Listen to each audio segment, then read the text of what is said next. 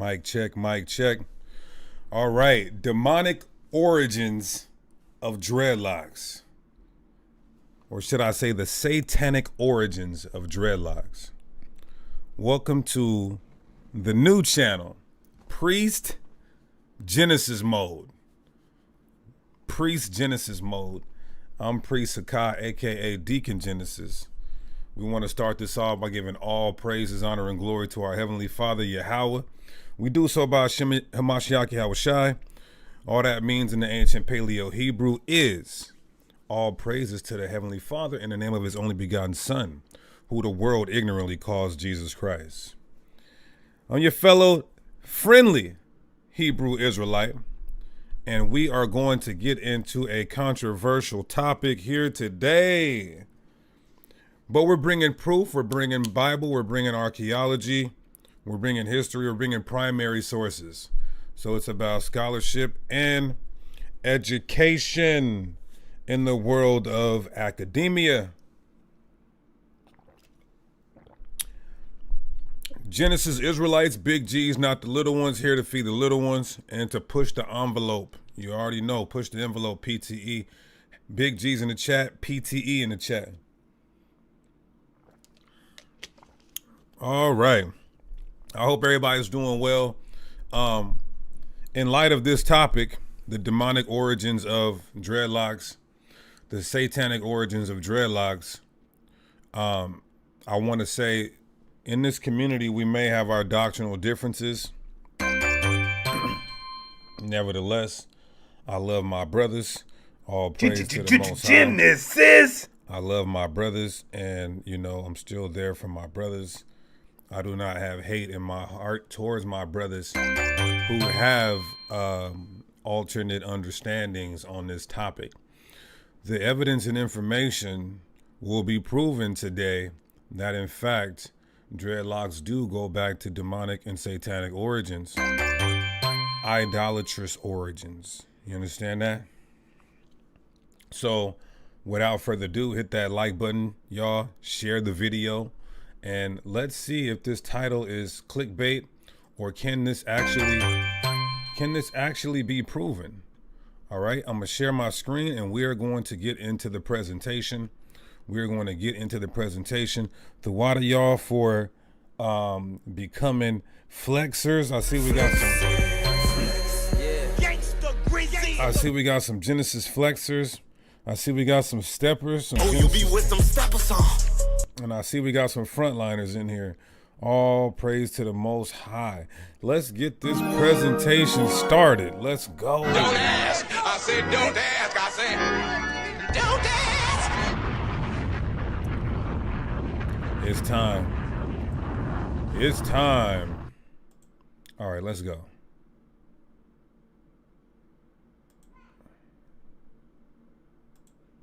Hold on. There we go. Okay. Y'all see that?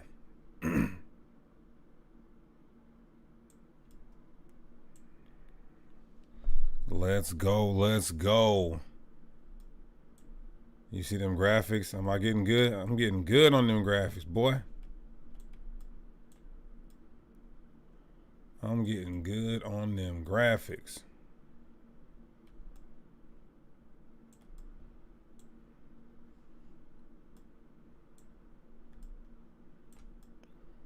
Okay. So what I will be doing, I will be going from this screen to me. This screen to me. All praises. So I want to refute some straw man arguments before we get started. I want to refute and rebuke and just dismantle some straw man arguments before we get started. This presentation is the demonic origins of dreadlocks, known today as dreadlocks. Let's get into it.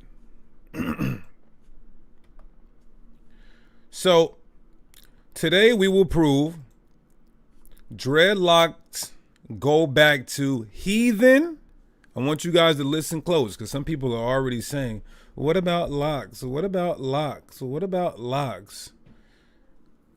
Heathen customs. I'm sorry. Today we will prove dreadlocks go back to heathen idolatrous customs. That's the key point. Idolatrous customs. It's not about heathen customs in general. We understand that. We know pants came from the Chinese, man. We know certain cultures and heathens had their hair braided and wore afros. That's the silliest, most rudimentary argument ever. We would never postulate that argument.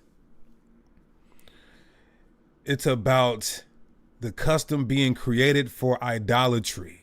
That's the problem. If I say, oh, if we see that the Egyptians got hand tattoos to worship the hand god, and then we see our people getting hand tattoos, and this is after they learned from them or they came up with this custom beforehand, and then we're doing it, we are inadvertently, even if we don't know, we are following a idolatrous custom. This is the problem. We're also going to prove today that in the Bible, dreadlocks or matted hair were for Israelites who were unclean with leprosy.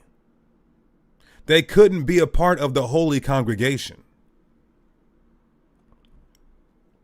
Today, we will prove this.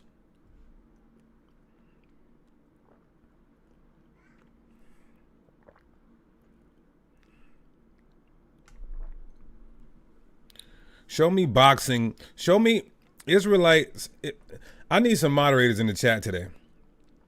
Israel's kingdom of saints. Show me where boxing, that the ancients, they said, ooh, we're going to worship our gods by boxing. Please show me that.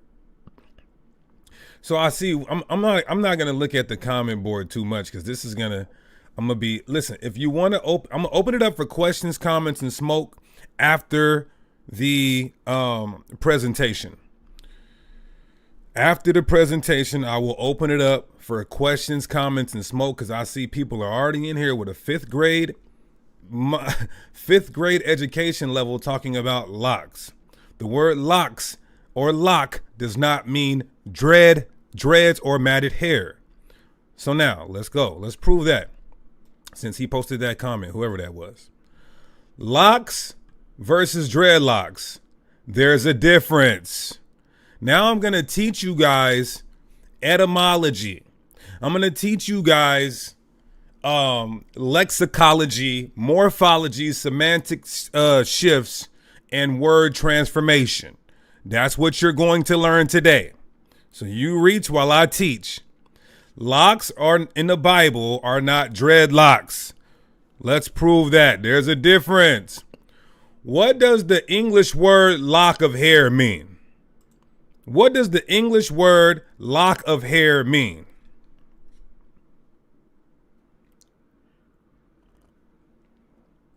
The English word lock of hair. Online etymology dictionary. Lock. What does it mean? A tress of hair.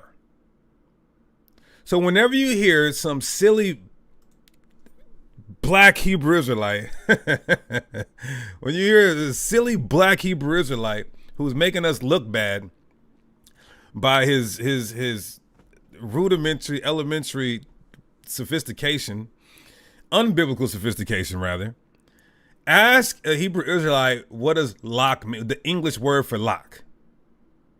It means tress of hair. This is the online etymology dictionary. Old English lock, lock of hair. Curl. One of the definition is curl.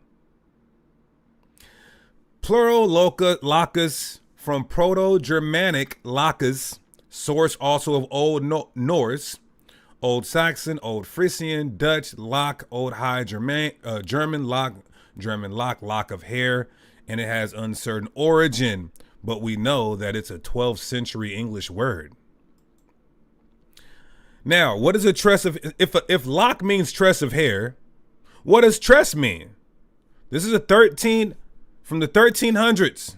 From the 1300s. It's the English word tress. And this isn't 1300 BC. This is 700 years ago this word came along in the English language. And it means long lock of hair, especially bounded up or braided. Bounded up or braided. A bun, a ponytail, a braid. Look at what it says. A plait or braid of hair. 12th century. A word of uncertain origin, perhaps, from the vulgar Latin, braid, rope. Even in the Greek, rope, hair. So now, a tress of hair. This is an English class.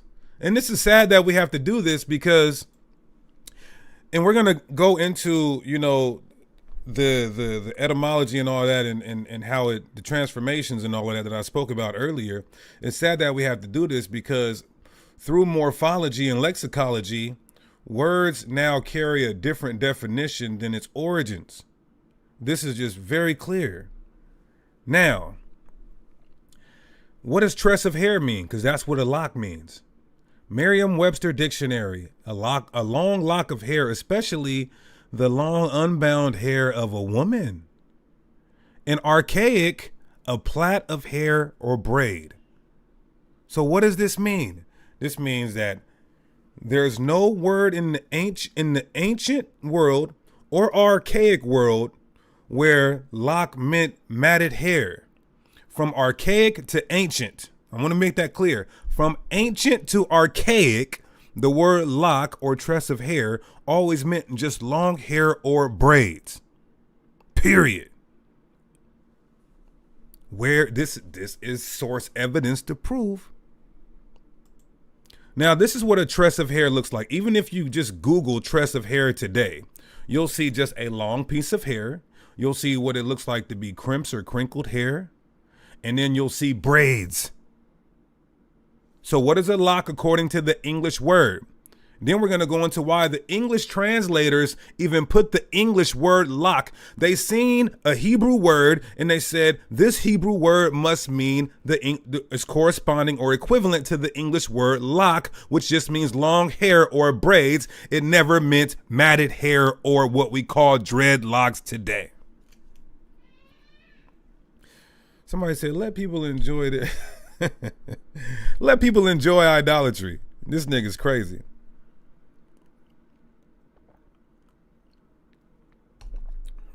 Now, like I said, I'm going to open it up for questions, comments, and smoke, and I'll go through all these slides with y'all.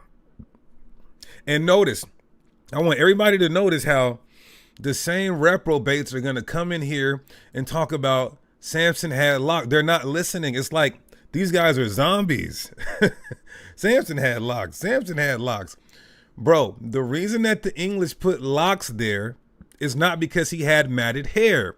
We're proving that the English word for lock means, and it goes back to the 12th century, to the 13th century, it means long hair or plait, which is a braid. You're just, so everybody just sit back and listen to the evidence before you post these stupid, silly comments. Please, all your answers will get questions. I promise you that. And I'm going to open it up so you can come on here and get this work too. Now, a lock can be a plait, which is braids or just long hair, as we prove. The English word lock can be plait or just long hair. Let's take a look at Goldilocks. Why did they call that little girl Goldilocks? We're just proving that the word lock does not mean what we call dreads or matted hair today. Goldilocks. The first known publication of the story Goldilocks and the Three Bears was in 1837. 1837. It was originally titled The Story of the Three Bears and was written by Robert Southey.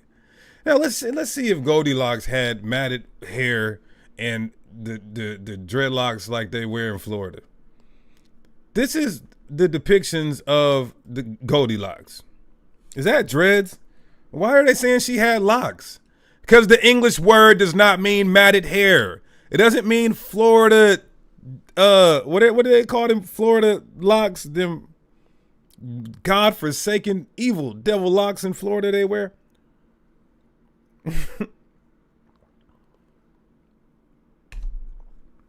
Let's continue.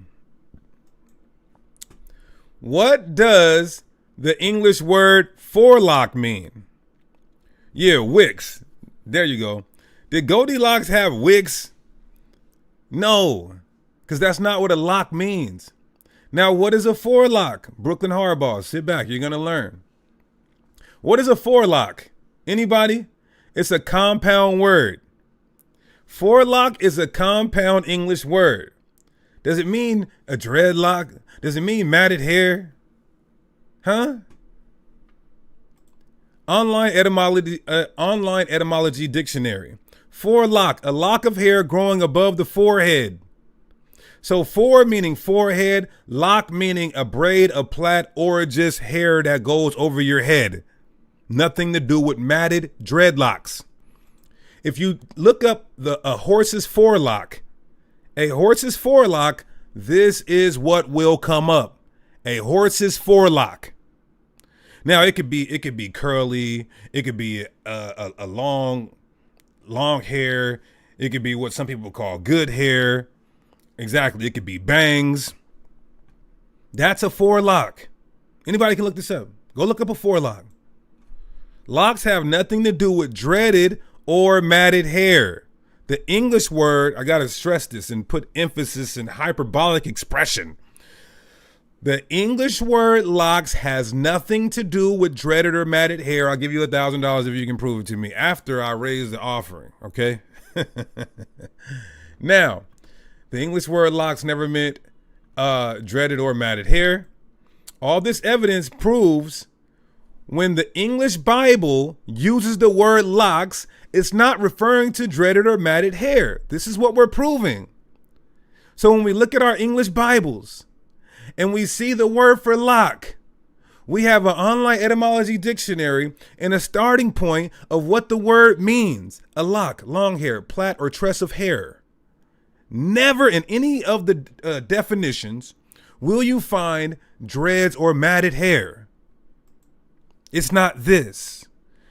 It's not this. You understand that? All praises. Somebody gets it. All right, watch this. Let's keep going. Now they might say, because they're already in the chat right now without even listening. This is why I wanted to open it up for smoke, right? Ezekiel had dreadlocks? This is what they're going to say. Ezekiel had dreadlocks because it said locks. I'm not going as far as it. Somebody said, I'm not going to lie. Most brothers look dirty with dreads. They said you're mad because you bald. Well, you know, brother, if I wanted to, I actually can grow some hair. I can grow enough hair to get some matted dreadlocks if I wanted to. I know some niggas who don't got no hairline but still got dreads, trust me. So you can still be... Look at these zombies in the chat. Samson had locks. This is, you got, for those of you who are like, just here to hear both sides, just watch the comments. You can debunk something and people still not going to listen. They're just going to say Samson had locks. I know Samson had locks. Locks are not dreads and matted hair. I'm going to open it up for questions in a second. So we just proved that the English word locks does not mean dreaded matted hair. It just means long hair or plaits or braids. Now look at this in Ezekiel 8:3.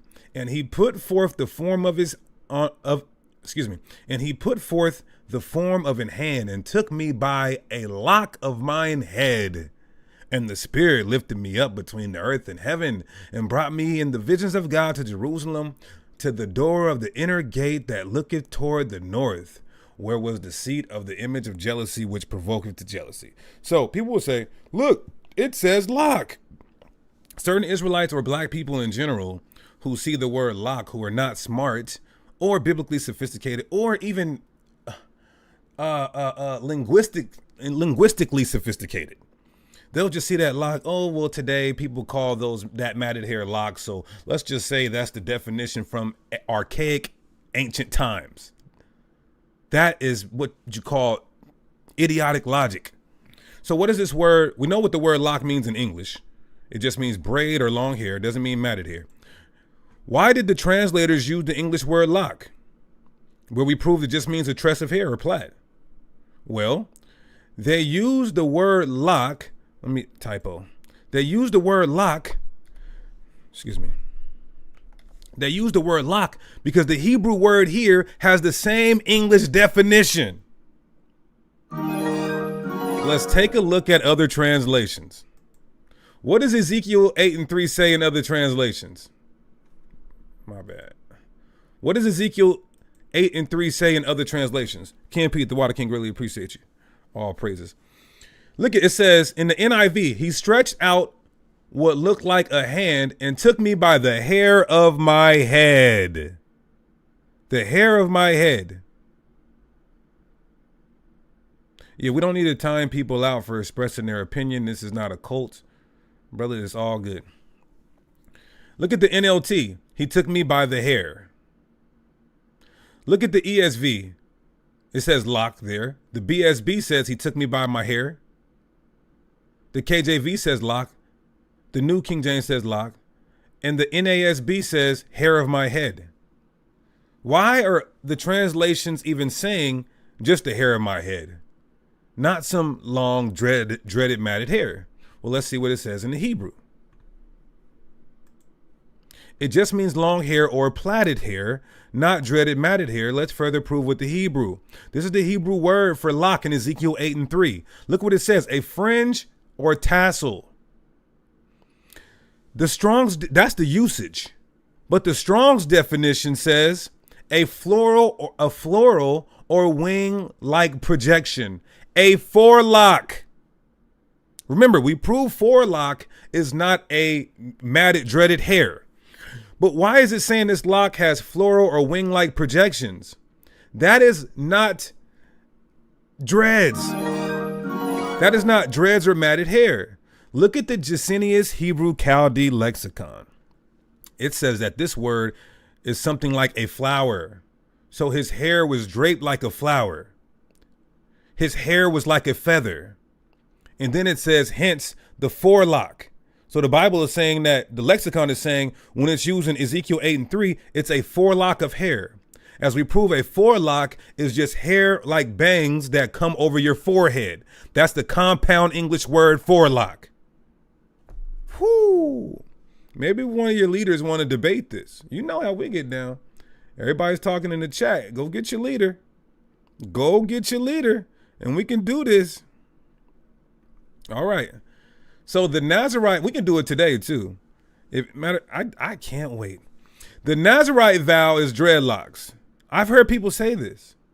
The Nazarite vow is dreadlocks. No, it's not. How? If the Nazarite vow is something holy and dreadlocks are unclean, as we're going to prove here, and the matted dreads go back to the Elamite East Indian culture from 1700 BC, before the Israelites even became a people. Before Samson, the Elamites, East Indians, their gods had matted dreads, and they worshipped in that way. It was an idolatrous practice. We'll get there in a second. Let's prove that the Nazarite vow is not dreadlocks. In Numbers 6 and 5, it says, all the days of the vow of his separation, there shall no razor come upon his head until the days be fulfilled in which he separated himself unto the Lord. He shall be holy and shall let the locks of his hair grow. The locks of the hair of his head grow. Let's deal with that. Let's deal with that.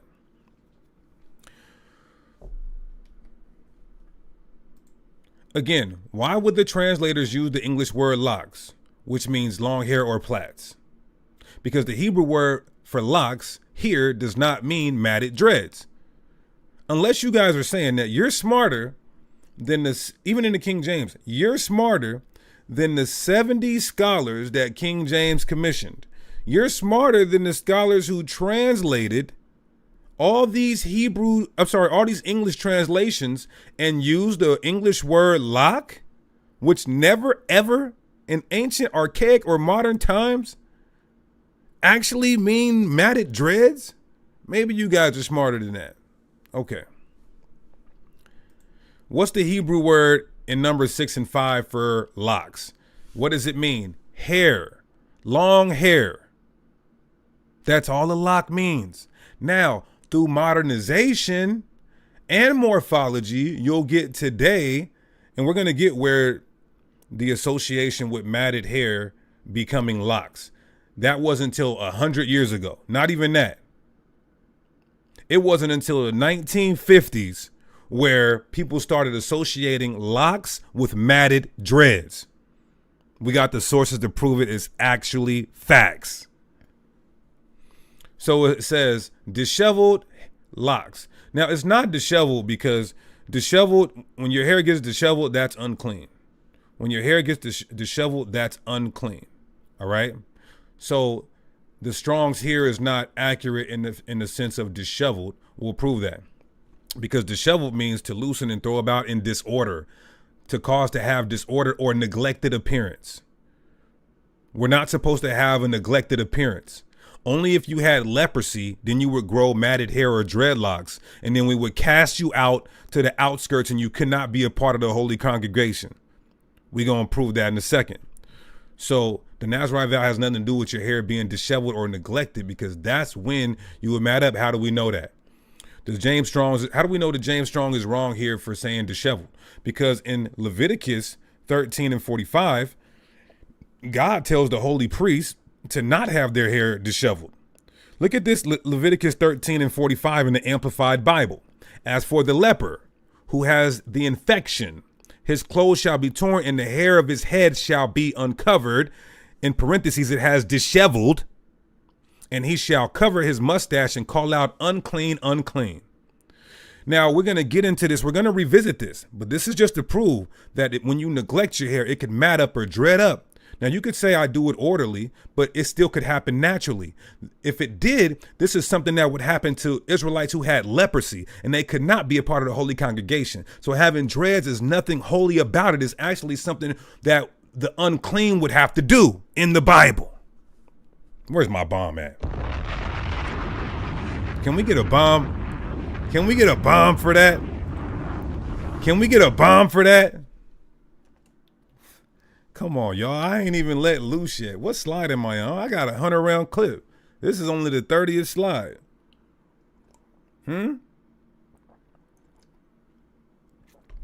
Keep telling me who had locks and who didn't have locks. I guess Goldilocks had dreaded matted hair too. Clown. Now, hold your questions, comments, and smoke for the end. Let me get through this presentation. That was a bomb, though. Continuing on the Nazarite vow. The Hebrew word for grow means to create dreads. This is what some people have purported and postulated. This is crazy. This is crazy.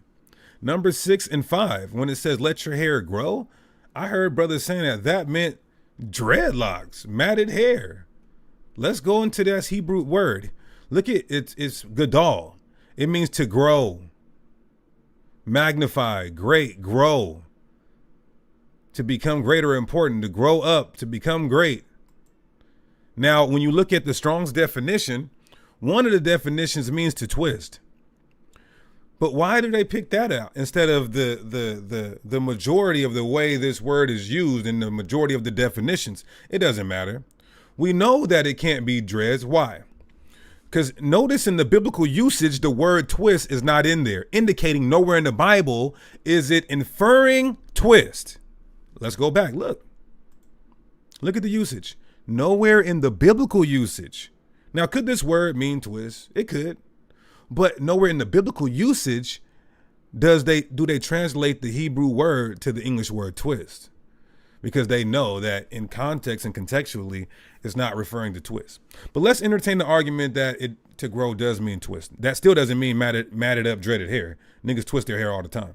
But how do we know for sure that it doesn't mean dreads, because matted dreads are unholy and for the unclean, while the Nazirite vow is actually a holy thing. Oh man, this is too easy. I mean, too easy.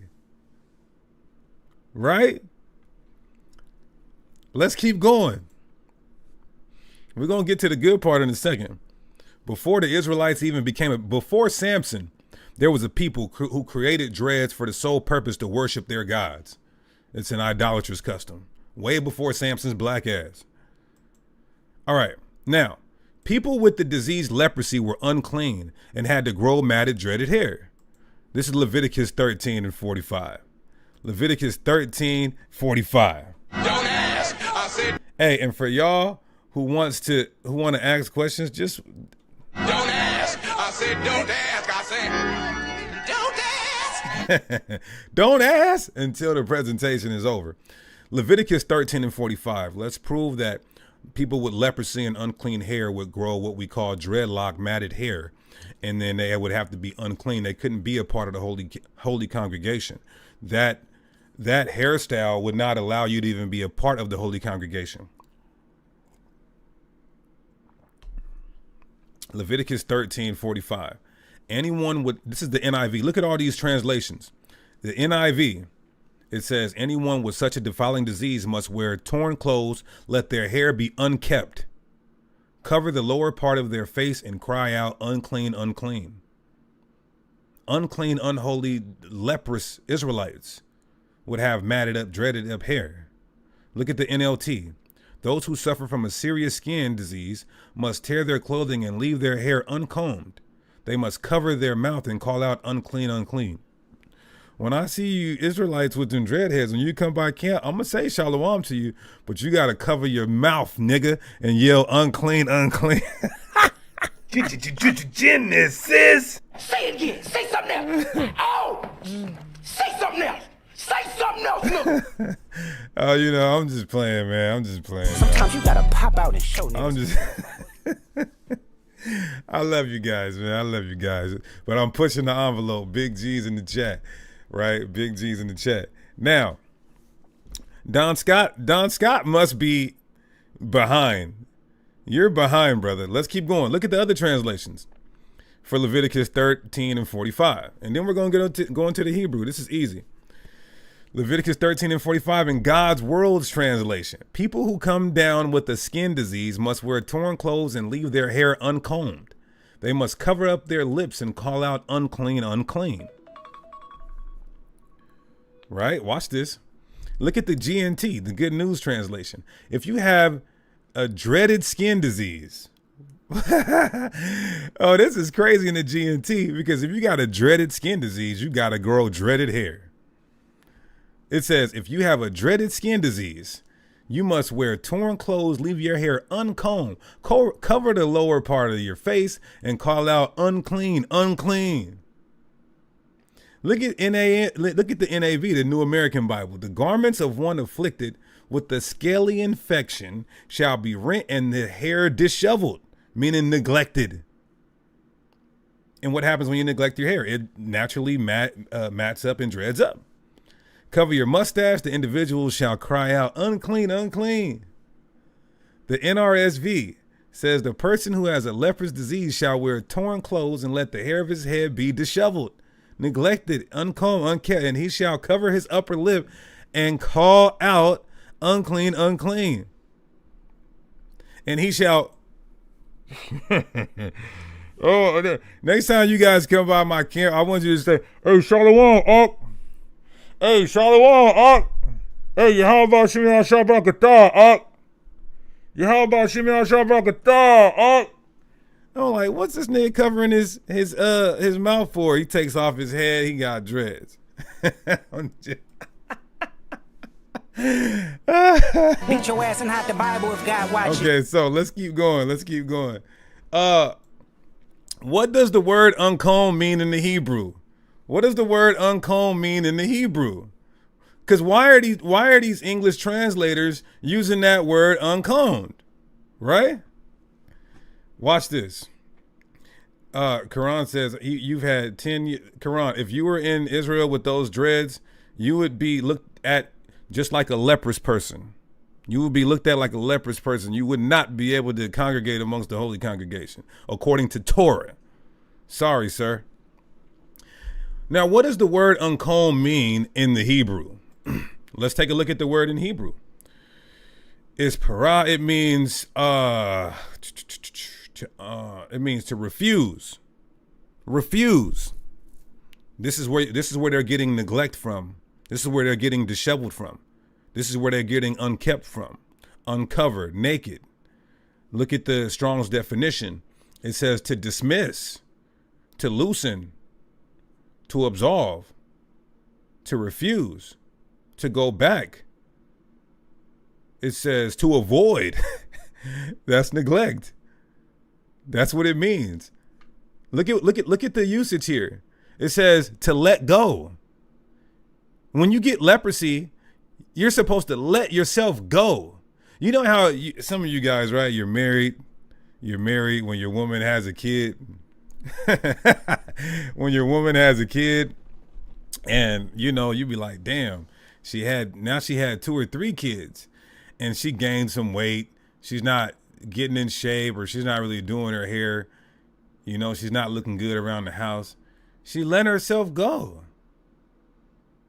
What do you mean he let himself go? Like you step on the scale, even with men, you step on the scale, belly overlapping, beard looking crazy, haven't groomed. You let yourself go. This is what this word means in the Hebrew. And that's what happens when you neglect your hair. It mats up and dress up. That was for the unclean. You couldn't even be a part of the holy congregation. Look at the Jacinius Hebrew Chaldee lexicon. To loose, to let go. To loose, to let go. To overlook, to reject. That's the Jacinius Chaldee lexicon. Come on, bro. Now, Quran saying it's not a sin. First of all, we're proving nobody in the Bible had matted, dreaded up hair. That's for one. And for two, we're proving that when you were unclean with leprosy, your hair would mat up and dread up.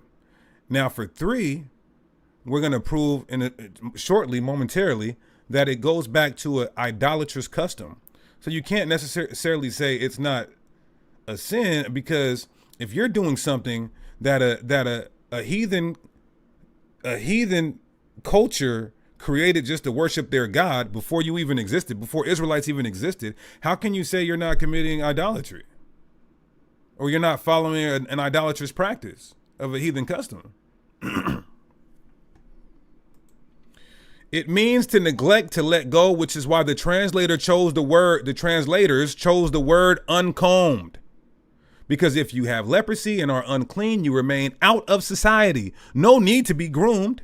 Your hair would eventually mat up into dreads. Continuing on the Nazirite vow, right? The argument, I heard this argument and I couldn't even believe it. I heard the argument was that when you take the Nazirite vow, you can't lose one piece of hair because of verse 18, which we'll get in a second. Right? Now, that could be applied to many customs today. We'll prove some. Show me a custom today that we're willingly, intentionally keeping that goes back to some idolatry. Show me, so that we can teach on that and stop doing that. Why do people say that? Well, let's just keep being idolaters because everything else we do is idolatry. No, let's point it out and stop doing all of it. The hell? That's a Christian to say, man, we can't keep that. We can't stop committing idolatry, man. Look, man, we're filthy, disgusting sinners. So I heard a brother say you can't lose one piece of hair during a Nazirite vow. So the Nazirite vow would have to mean dreads, because when you have dreadlocks, you don't lose or shed hair with dreads. A guy literally said you don't lose one piece of hair when you have dreads. That is an outright lie. People with dreads shed and lose hair, even if it's not a lot. The brother said not one piece because he didn't understand verse 18 of the Nazirite vow in Numbers chapter 6, right? I had lots, and that's not true, for sure. Okay, so now, number 6 and 18. And the Nazarite shall shave the head of his shave the head of his separation at the door of the tabernacle of the congregation, and shall take the hair of head of his separation and put it in the fire which is under the sacrifice of the peace offerings. So at the end of the vow, you are supposed to consecrate your hair, but not every hair since you started taking the vow. That's ridiculous. Just the hair on your head that you have at that moment you end the vow, you sacrifice it. I don't know why a brother tried that. That was an outright lie to the people. All right, so here goes everybody's favorite guy. We dealt with Ezekiel, because I tried to go in order, but we're just going to deal with everybody who in the Bible that said had the English word locks. Okay, the English word locks. We proved locks just mean braids or long hair. We mentioned Goldilocks. We went into the online etymology. We went into when this word came out, how it was the definition from archaic to ancient to now. All right. So Samson, let's deal with Samson. Samson had matted dreads because it says he had locks. No. Why would he do an unholy thing? Judges 16 and 13. And Delilah said unto Samson, hitherto thou hast mocked me, and told me lies. Tell me wherewith thou mightest be bound. And he said unto her, if thou weavest the 7 locks of my head with the web.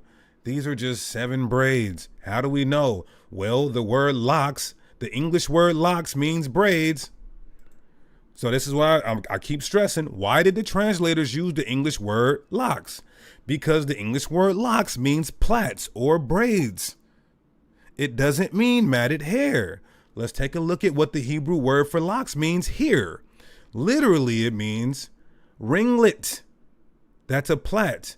Look at the Brown's Drivers Briggs lexicon, which actually supersedes James Strong's. And I believe it probably does supersede the Jacinius Hebrew Chaldee lexicon as well. It's just the authority of scholarship when it comes to lexicology.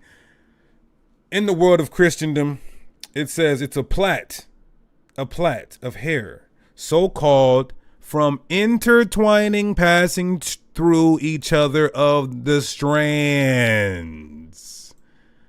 Look at the biblical usage. Braid, lock, plait. Look at the Jacinius Chaldee lexicon. To change, interchange, and hence to plait. Plaits of hair. So now we have the biblical uses, the Strong's definition, the the Briggs, and the Jacinius lexicon. Come on, bro. It just means braids. This is easy. He had braids. Braids, braids, braids. You liar! Shut your black mouth. You understand that?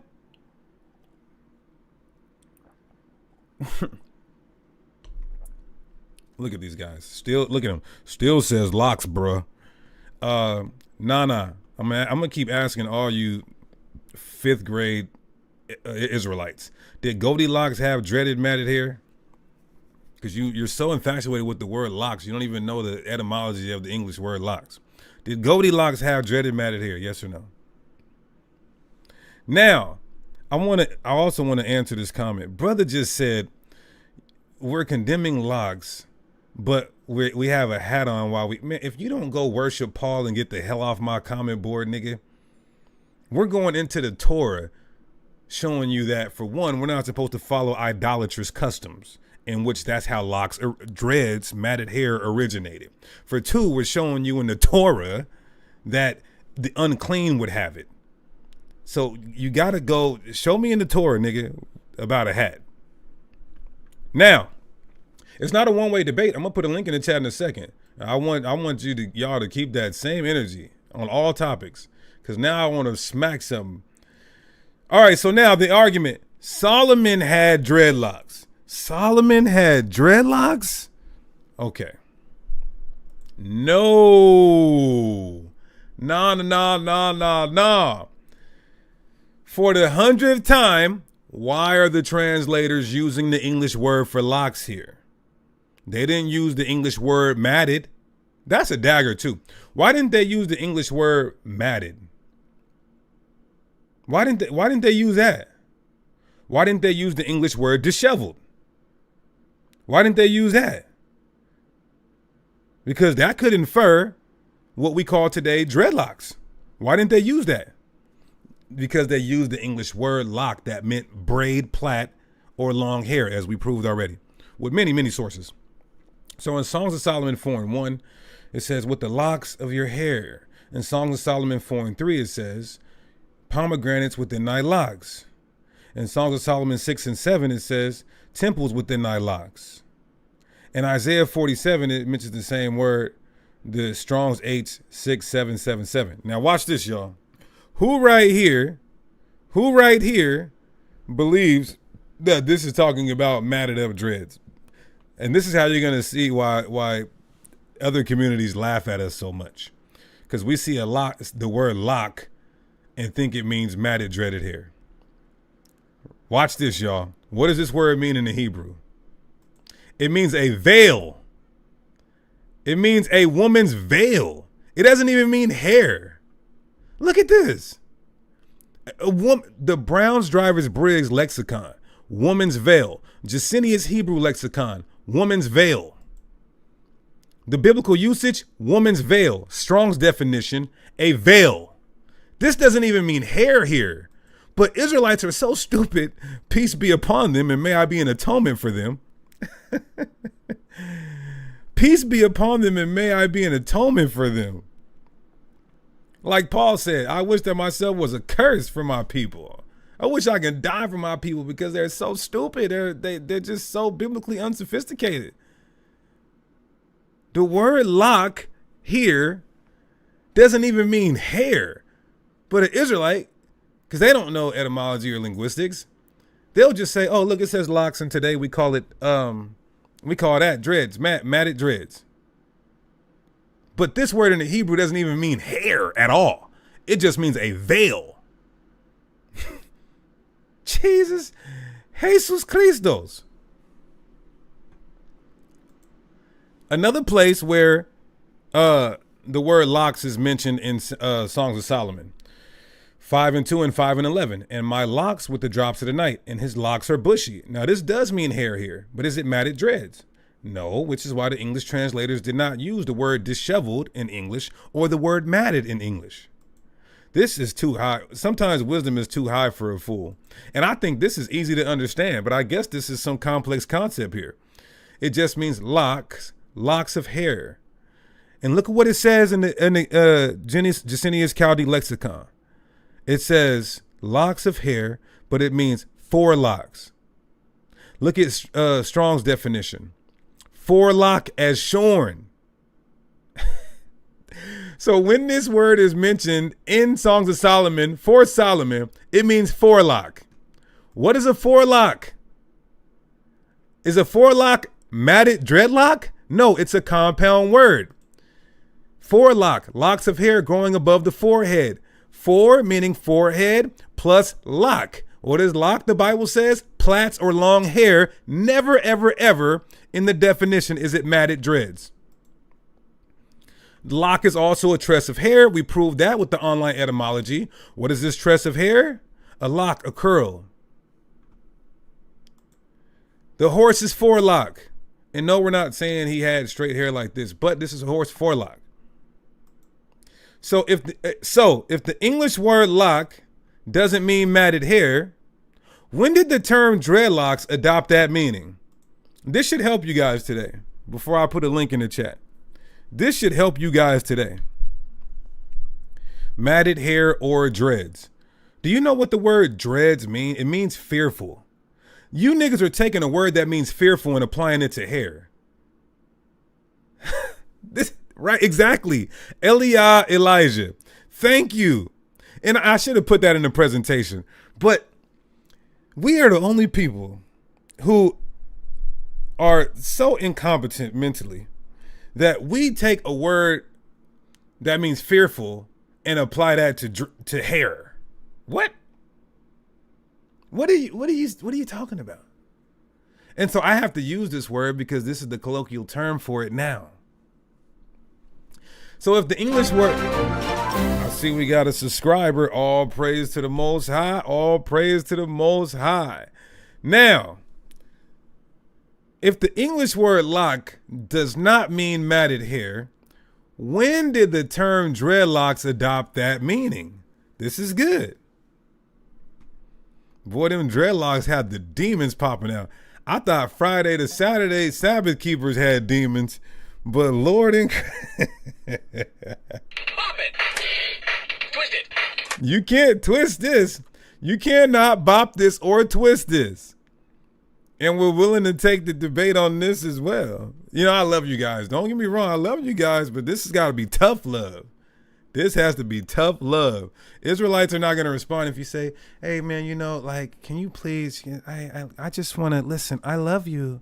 I love you, brother and sister. And, you know, I think that now, you know, I really think you guys should really just, you know, like, hug me.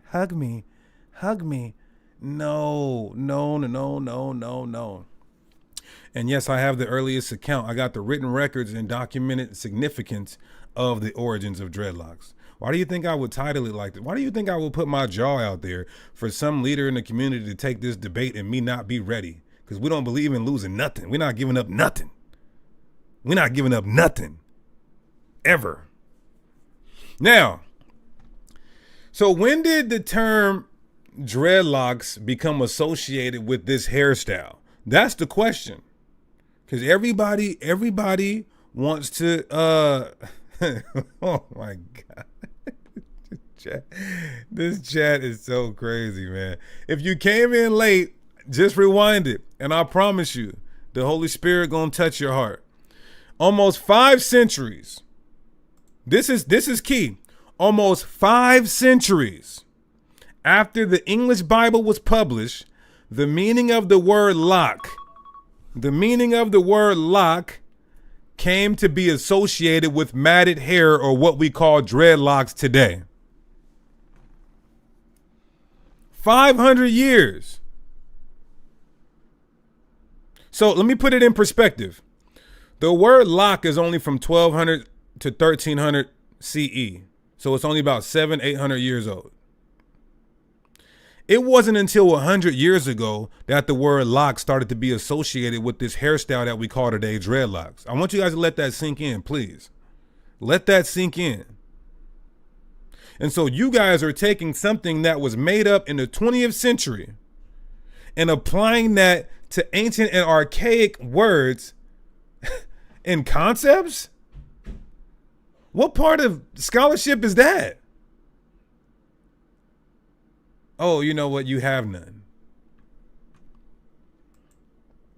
The word dreadlocks is a modern terminology from the 20th century. It's not an ancient word, even though this hairstyle is ancient. Let's prove this. The history of the name dreadlocks is unclear, but some, from the evidence we do have, authors trace the term to the Rastafarians, a group of whom apparently coined it in the 1959 as a reference to their dread or fear of God.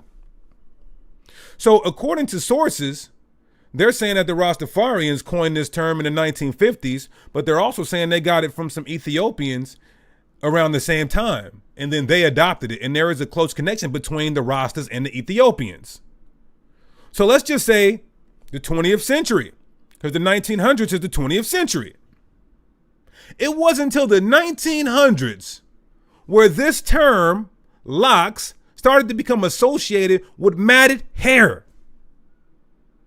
How, in the world of scholarship and academia, do you apply that to biblical passage that predate this coinage 500 years? Stop. In their 2014 book, Hair Story, Untangling the Roots of Black Hair in America, Ayanna Bird and Lori Tharps claim that the name dreadlocks originated in the time of the slave trade. When the transported Africans disembarked from the slave ships after spending months confined in unhygienic conditions, whites would report that their undressed and matted kinky hair was dreadful. According to them, it is due to these circumstances that many people wearing the style today drop the A in dreadlock to avoid negative implications. This is another source. So we only have modernization in modern times. They're saying, well, the Rastas coined it in the 1950s and they got it from the Ethiopians around that same time. Then they'll say, well, some of the slaves had them because of the fact that they had to neglect their hygiene, and they would get them, and the slave masters would say, oh my God, they're dreadful hair, stinking blacks when they came off the slave ships. This isn't an ancient, archaic concept or association with the word. Understand that. Another bomb right there.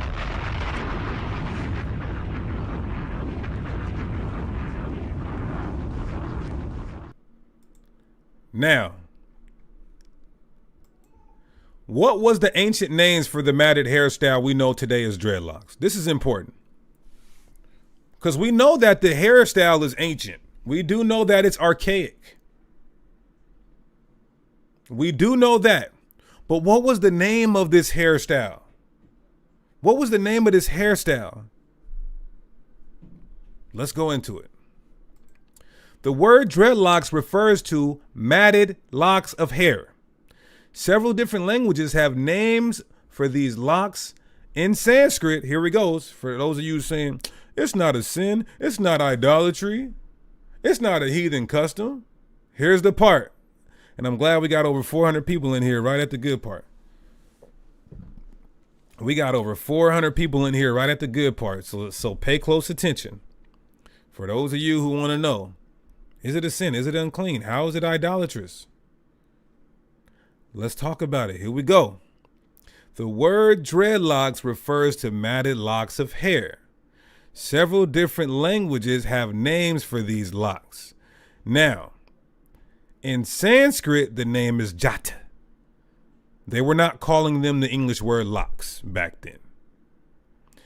In Wolof, it is in Indiangni. And in John, in Akan, it is impessimpc.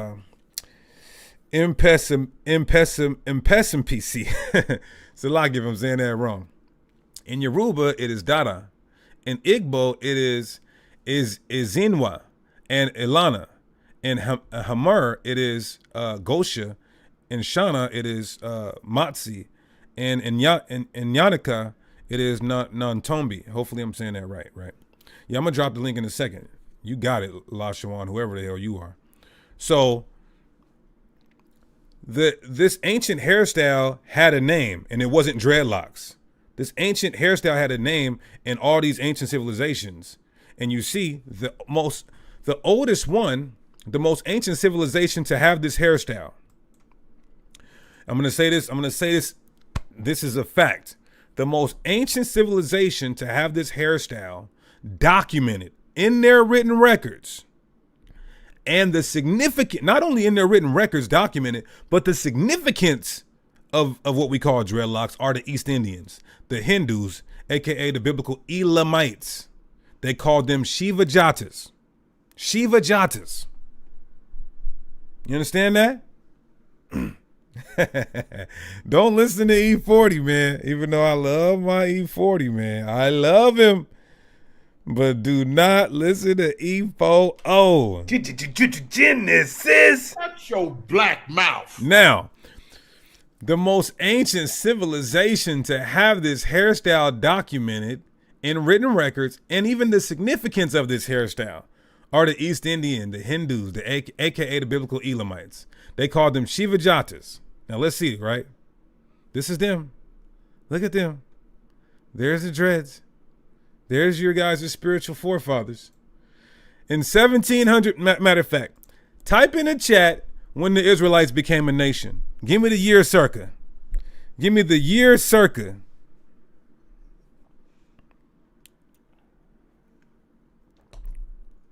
LaShawan, did you hear what I said?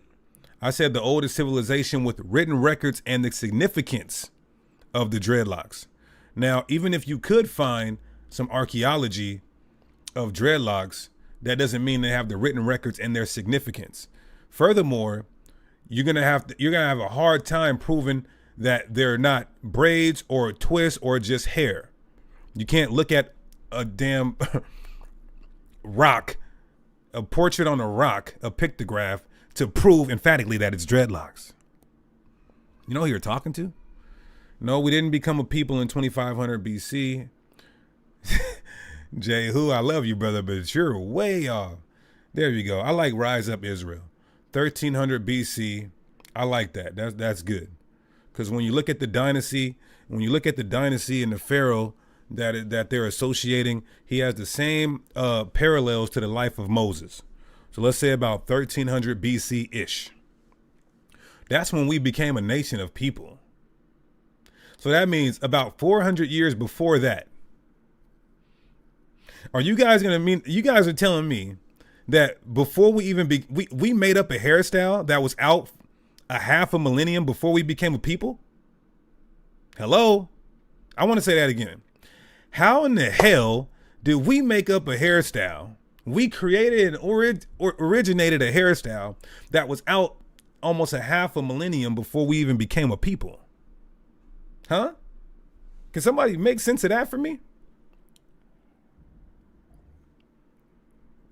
Before Samson, before the Israelites became a nation, the East Indian Hindu people,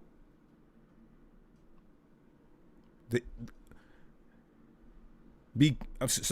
East Indian Hindu people created this hairstyle to idolize, to what? To idolize and worship their deity, Rudra Shiva. This proves the Israelites did not originate this hairstyle. Put a 1 in the chat if you understand. Put a 1 in the chat if you understand. I didn't time you out, sis. What'd you say wrong?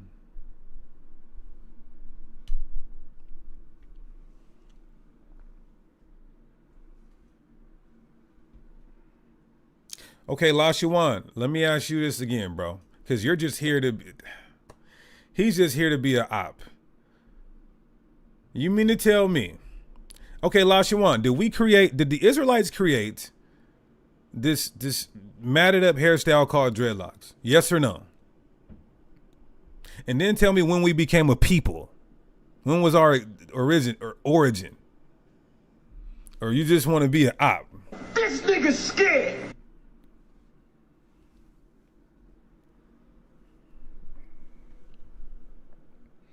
Okay, so about a half a millennia before we even became a people, before our existence, I couldn't say yes or no. That's like saying we made up bread. Bro, come on, bro. let me tell you guys, stay off the internet, Lashawan, whoever you are, bro. You can't even be honest here. We didn't become a people till the 1300s. And this hairstyle was out before we became a people. So how can you say you can't say if we made it up or not? That's just stupid, bro. Come on. Anyway, let's keep going. 1700 BC, the god Rudra Shiva. And you'll see in these texts, the Rig Vedas, the Upanishads, all these ancient Hindu texts, you'll see that their god in the text. Now, these aren't ancient archaeological finds here, but this is how they're depicted back then, even in. In their own text, they say that he wears jatas, which is matted up hair, what we would call dreadlocks today. And it even mentions how many that he had, right?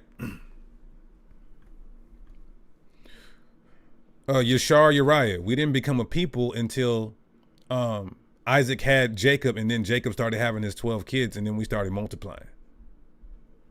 You understand that? So, I didn't ask you that, Lashawan. And first you have to show me that. I said the Israelites. Time him out. Because he's moving the goalposts because he got cut. He got put in the bag.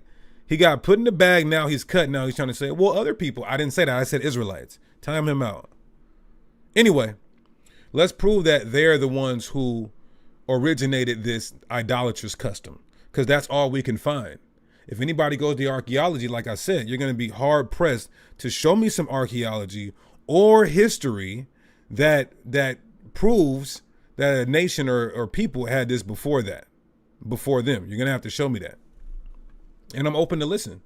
Now, I did hear about something in Egypt, but if you're looking at archaeology and pottery, dreads can be confused with braids or twists as well. So you can't conclusively and if emphatically, make that statement. Look, Jeremiah 50:38 says, a drought will strike her water supply, causing it to dry up. And why?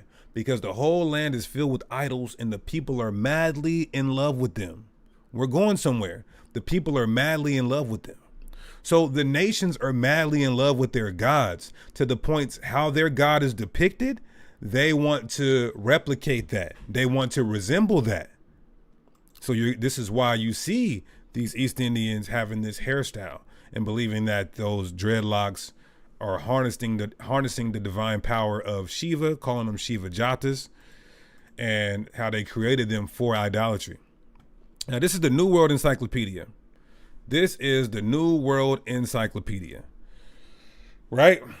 It says Shiva is a principal deity of Hinduism who is especially revered among the cluster of Hindu groups known as Shaivites. Widely worshipped by Hindu communities throughout India and the world, Shiva is an ancient Hindu deity that is associated with the paradoxical motifs of destruction and regeneration, eroticism and aestheticism, sexuality and celibacy. Hindu religious iconography and mythology simultaneously describe him as a great ascetic as well as a co-generator of the universe, along with Shakti, the female principle of creation. All right. Now watch this. Also the New World Encyclopedia. Rudra. Who is Rudra? Rudra, Shiva as we know him today, shares many features with the Vedic god Rudra. The Vedic god Rudra is the equivalent rather to Shiva. So Rudra and Shiva, same thing, same entity, same deity. So when you look at the ancient text from 1500 BC, 1700 BC, and it's talking about Rudra, it's actually talking about Shiva. And both Shiva and Rudra are viewed as the same personality in the number of Hindu traditions. Rudra, the god of roaring storm, is usually portrayed in accordance with the elements he represents as a fierce, destructive deity. Now, the oldest surviving text of Hinduism is the Rig Veda, which is dated to between 1700 and 1100 BC. I take the earlier date because most scholars would say 1500 BC, so I took it way later than 1100 BC. Based on linguistic and philological evidence, a god named Rudra is mentioned in the Rig Veda. The name Rudra is still used as the name for Shiva. And so it says the father of Murats, a group of storms. Now, also in the New World Encyclopedia, look at how Shiva is depicted in the text, or Rudra is depicted in the text. I'm going to try to zoom in a little bit, but this is all on New World Encyclopedia. Anybody can look this up. But the point is the attributes of Shiva. The attributes of Shiva. Look at this. Matted hair. Matted hair. And you'll see her depicted with what we call today dreadlocks. And it even gives the number of them, how many you should wear, and the significance in their written records. Matted hair. Shiva's distinctive hairstyle is noted in the epithets Jatin, or Jatas, the one with matted hair, and Kaparadin, endowed with matted hair. So you'll see these words in Sanskrit. What is Sanskrit? That's the ancient language of the Hindu people or the East Indian people. Or wearing his hair wound in a braid in the shell-like Kaparda fashion. sacred Ganga or Ganja. The Ganja River flows from the matted hair of Shiva. This is what they believe. The epithet Gangadhara, bearer of the river Ganga, refers to this feature. The Ganga, one of the major rivers of the country, is said to have been made her abode in Shiva's hair. So this is the worshiping in the written records. This is the beginning of the worshiping of their god who had dreadlocks, what we call dreadlocks today. And that's why they replicated and wanted to resemble their god. Now let's get into let's get into the worship of the idol now. The matted hair of the Lord Shiva, known as Jata or Jatas, holds significant symbolic and spiritual meanings in Hindu mythology and iconography. The god Shiva is called Jatadhara, which means who has a heap of matted hair on his head. Shiv is revered, which means a hair like the sky. Here are some of the key aspects of the significance of Lord Shiv's matted hair. The renunciation, number one, the renunciation and asceticism. The matted hair or the dreadlocks of the Lord Shiv is a symbol of renunciation of worldly attachments and his ascetic lifestyle. It represents his withdrawal from the material world and his complete focus on spiritual pursuits. What does that mean?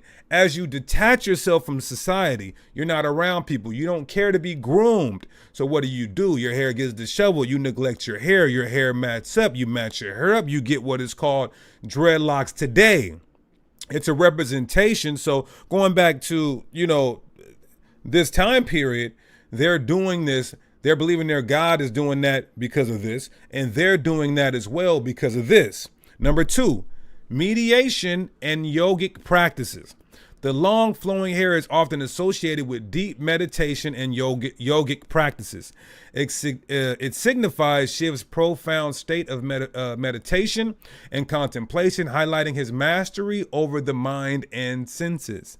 This is what dreadlocks represent before we even became a people. Number three, natural and unkept appearance. Remember, that's what the Bible said about people who have leprosy and are unclean, that they had to have an unkept appearance. The unkept appearance of Shiv's matted hair is symbolic of his disregard for external appearances and his transcendence of societal norms, and emphasizes the idea that spiritual realization goes beyond superficial concerns. Number four, what does these dreadlocks mean back then?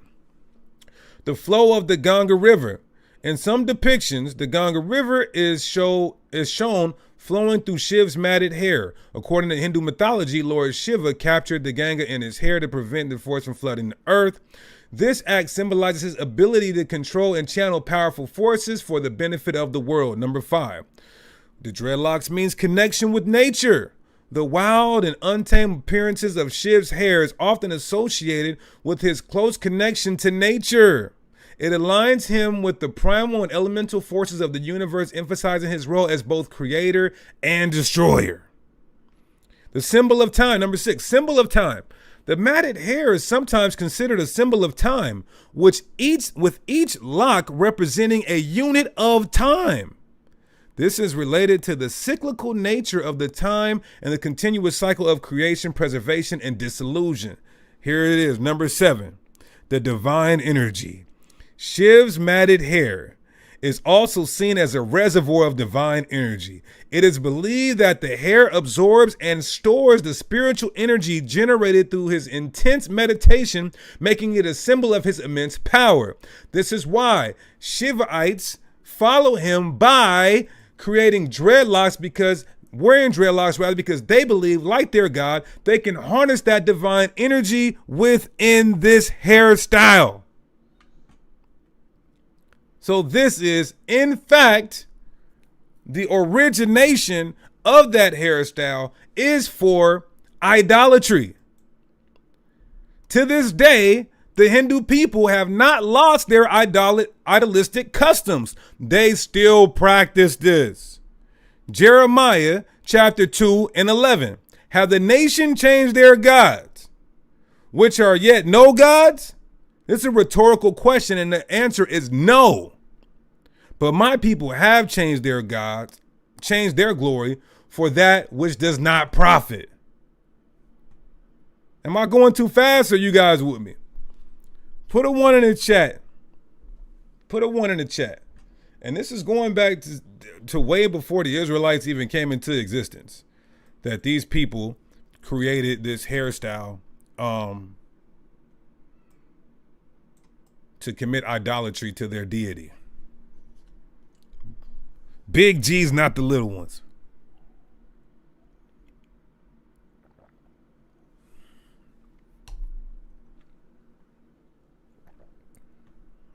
All praises. Show me an origin that predates that. Yasharala Uriah, show me an origin that predates that. So we're going to continue. We're going to continue. We still got some more. We still got some.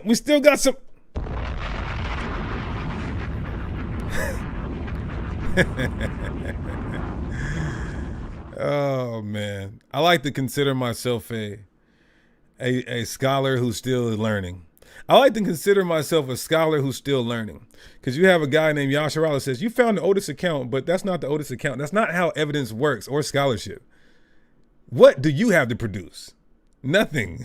So you would lose. Like, if we're going to court, if you're the prosecuting attorney, I'm the attorney, and I'm the defense attorney, and I have at least some evidence and proof, and you have nothing, you lose. So shut up. Anyway, so let's continue. Let's continue. Now, when we keep going, first we're going to open it up for questions, comments, and smoke in just a second. Before we keep going, we're going to open it up for questions, comments, smoke in just a second. I want to go to this slide right here. Let's take a listen to this.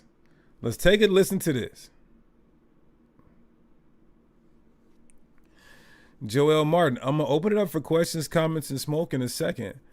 If it's not in the law, please do not talk to me about Paul. I'm not the regular Israelite or the Christian. I follow Torah. Now, let's watch this, y'all. This is good.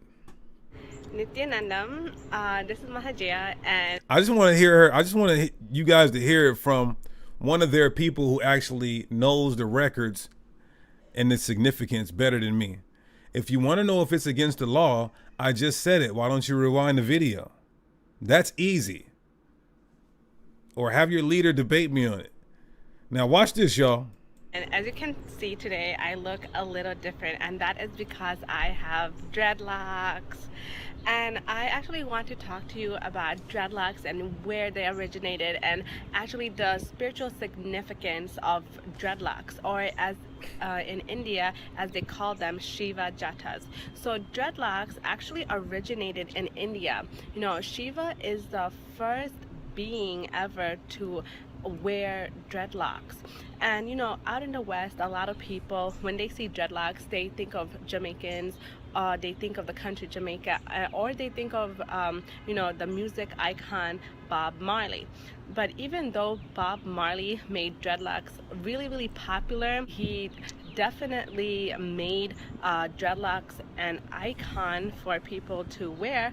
The originator of dreadlocks, the trendsetter of dreadlocks, was definitely Shiva.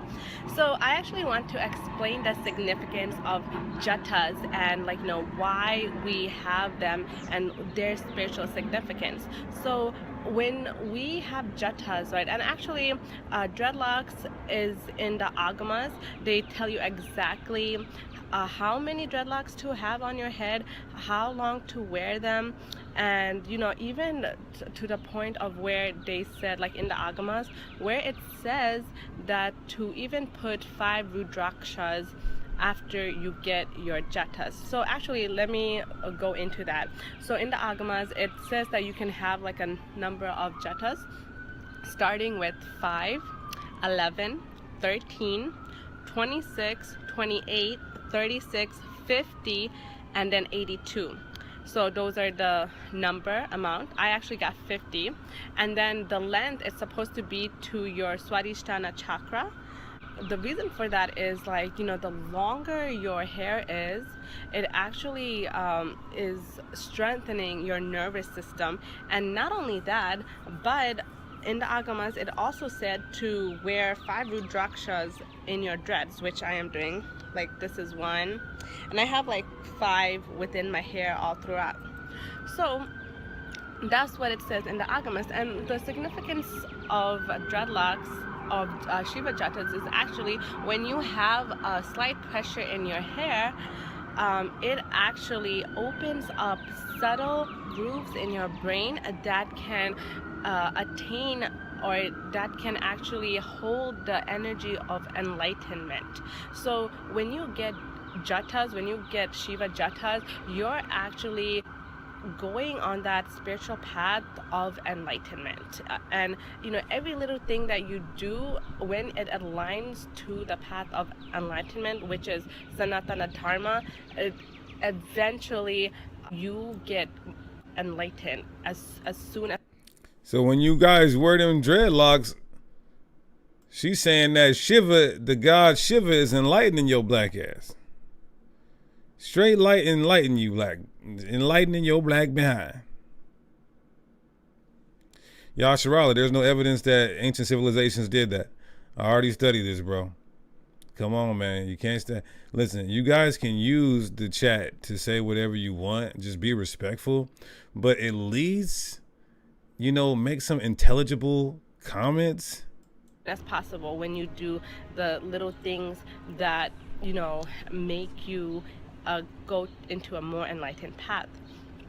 So, and not only that, you know, like Swamiji said this himself in the courtyard, and he had said that, you know, when you get Shiva Jatas, when you get dreadlocks, you are actually embodying the divine. How? Because when you look like Shiva, you guys are embodying the divine because you want to look like Shiva. The oldest records we have is them. Eventually you will act like Shiva and ultimately become Shiva. Yeah, and a lot of y'all are acting like Shiva right now in this comment section. Acting like a dumb idol. A lot of y'all are acting like a dumb idol. So jatas is another way of embodying Shiva, embodying the divine, embodying your divine nature. So, you know, when you say that mantra, Maha Sadashivoham, it's not only a saying. Now that you're actually looking like it, looking like the divine, you are more, it's more easier for you to become the divine when you look, when you act like it. So that is actually the spiritual significance of jatas. It's to forward you in your path to enlightenment. It's to, you know, it's for you to not only embody the divine, but it's for you to, like, you know, hold in that enlightened energy until you become enlightenment itself. So, you know, if you like what I've been saying, you will definitely love what Swamiji has to say. And, you know, just check out his YouTube channel, which I'll provide a link up there. And if you have any questions or comments, you can definitely ask me in the comments section. And thank you so much. And I'll see you guys later. And now, look, she's in the comments too. I ain't gonna lie. She's in her comment boards flaming people.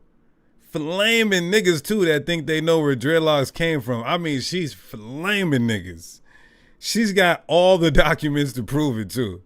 She knows her ancient literature more than me, of course. But she's in there giving in the business. Now, okay, so to those of you who are asking the same questions that we covered already. I would like you to go watch the video. But if you're just that lazy, I'll answer your questions again right now. I'm going to open it up for questions, comments, and smoke. Let me put this link in the chat. And if you're going to come on here, it better be about dreads. That's it. Better be about dreads. I want some smoke on this. I want to go over these slides with you guys. Click the link. Let's go over these slides. Who braided Samson hair? Braids go back 4,000 years ago. And we have no record or indication that braids were created to worship another heathen culture's deity, but we do for dreadlocks. You guys see the questions that these guys are asking? Okay, so let me put this link in the chat. Somebody got to get fired up. Okay, let's see.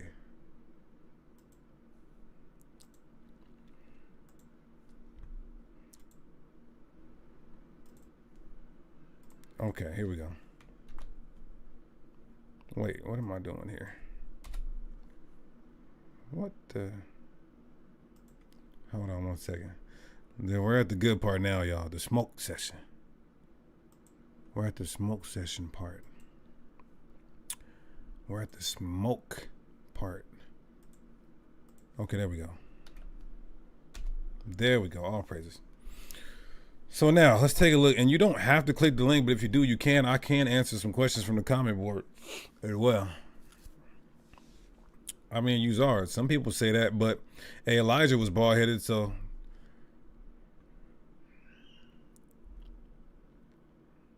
Where did Christ quote the Apocrypha? I'm looking for dreadlock smoke, but somebody can post that in the chat where Christ quoted the Apocrypha. All you gotta do is gather as a hen that as a chicken that gathers her hens.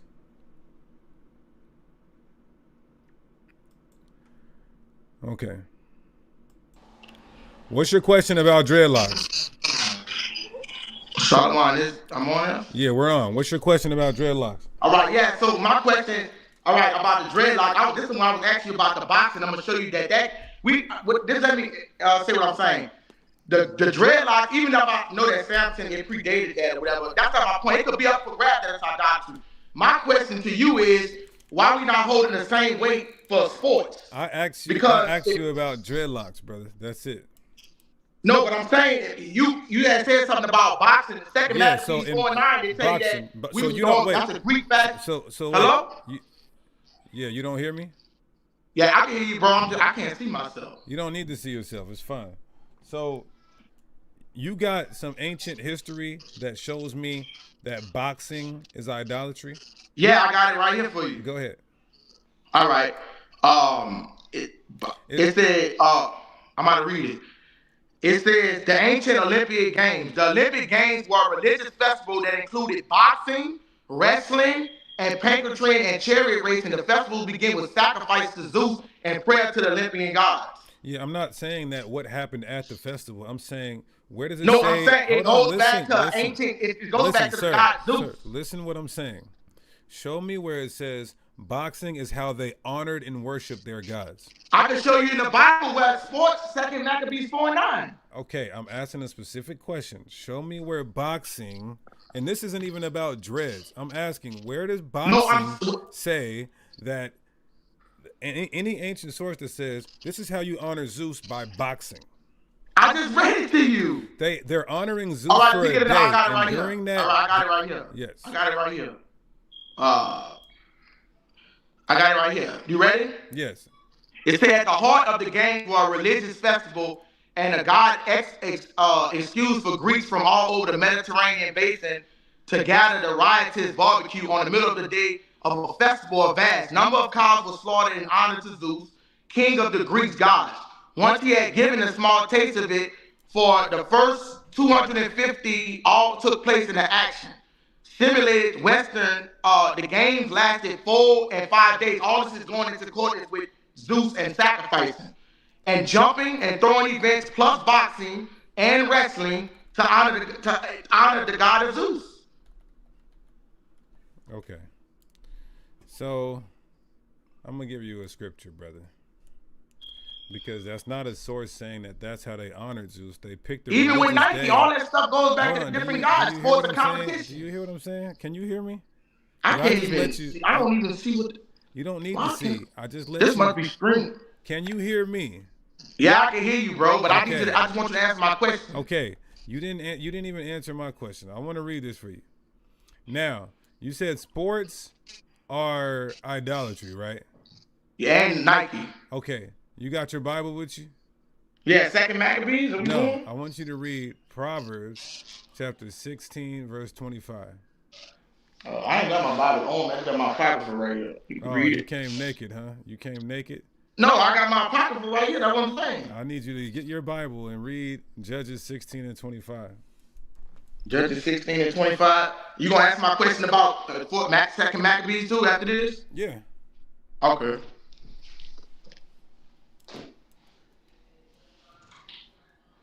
Let me get it. I'm getting it right now. Cause like I say, I'm getting it right now. I'm just saying, I don't know how, if we pick and choose what could be idolatry, even if dread is idolatry. I'm saying we need proof. That's all I'm saying. I know. I gave you the proof on the internet. You gave a festival that they honored Zeus and what they did, but boxing predates Zeus. So how is you know? Okay, you know Apollo. You know who Apollo is? That's the god of boxing, just read bro. Judges 16 and 25. Oh, see what I'm saying? You have to say, you like that sports. You like that Greek mythology. That's Greek. All that stuff is Greek fashion. We be wanting to play games. Remember, all he that said, stuff is idolatry. Okay. Go ahead. Proverbs 16 and what, 25? Judges 16 and 25. Judges 16 and 11.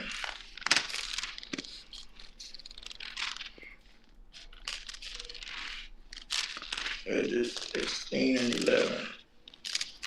Alright. Judges 16 and 11.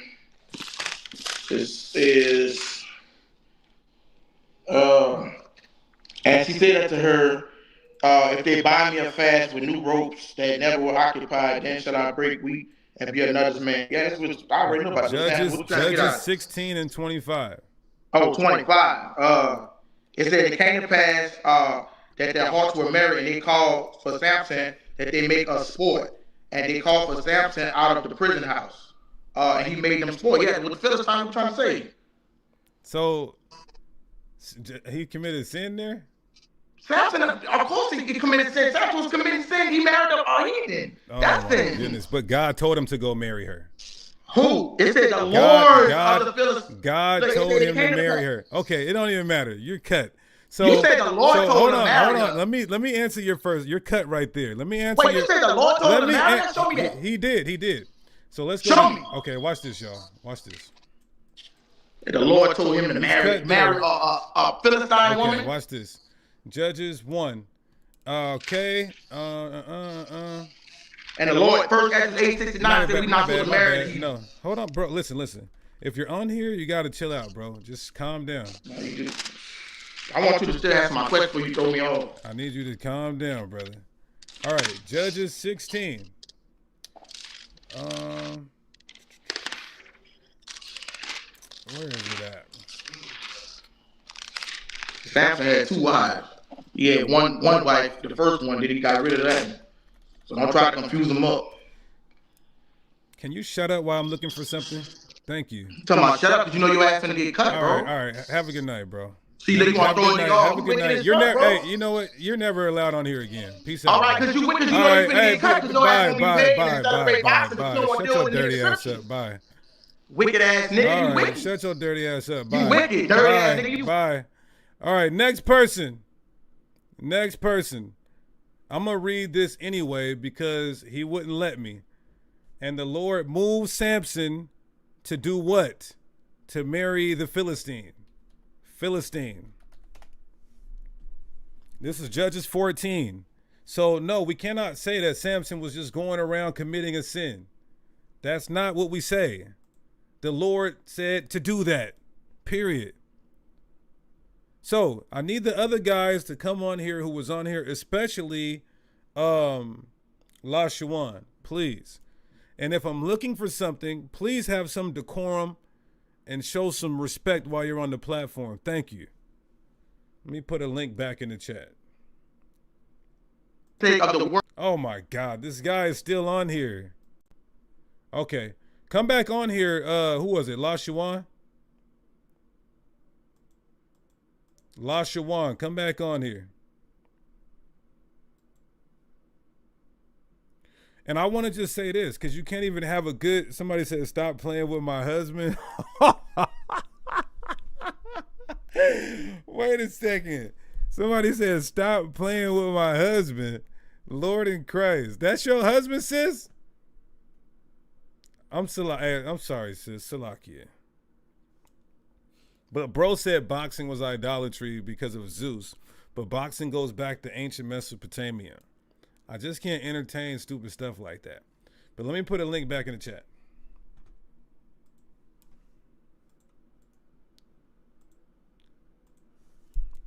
All right, so we got a link back in the chat, sis. I'm sorry for going off on you. Hey, she's a real sister right there.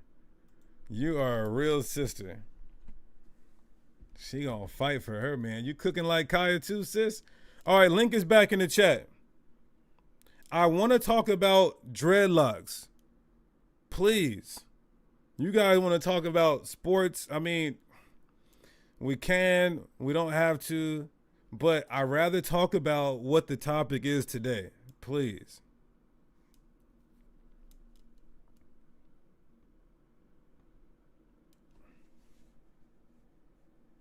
Okay, but he mentioned Nike. He mentioned Nike. So I will address that. Nike is mythology. Nike is mythology. There's a difference between what people write as. Okay, let me help you guys out. Excuse me. I took world religions a long time ago. I understand Nike. Nike's in the Bible. It is the Greek god, the Greek goddess. But it's mythology. What do I mean by mythology? Let me just make it simple and plain for you guys. Shiva is not mythology. Ra, at the water for the sub, y'all. Greatly appreciate you. Ra, Baal, that's not mythology. Those are real idols. Mythology is what people write. What people write. There's no idolatry in that. You're writing myths. Idolatry is when you now create the idol and you make it a societal norm to worship this deity. There is no actual idols of Nike. That's mythology. That's what they wrote. There is a difference. Where's the where you guys at? Let me see. Because I don't see nobody. Where y'all at? Where y'all at? Let me put another link in the chat. No, that's a fact. Let me just. All right. I told you guys, I'm the professor. Well, show me where they actually worshiped.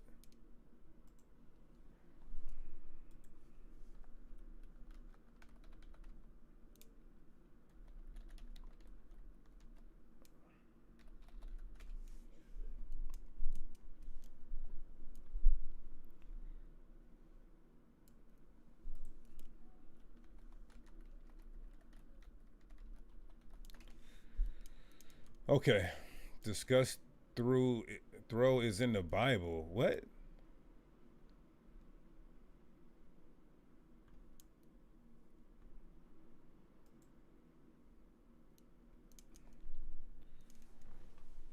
Now, what I don't do is that the Buddha on the true religion. No, we know in Buddha in the Buddhist religion they worship the Buddha. That true religion is all. Man, who said that? Show him.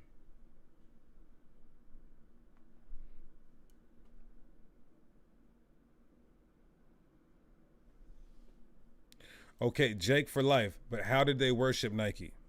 How did they worship Nike?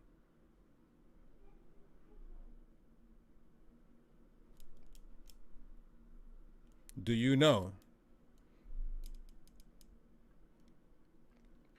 And I'm trying to talk about. I thought we were talking about dreadlocks. Where do we? Y'all are supposed to be debunking the presentation. Can we do that?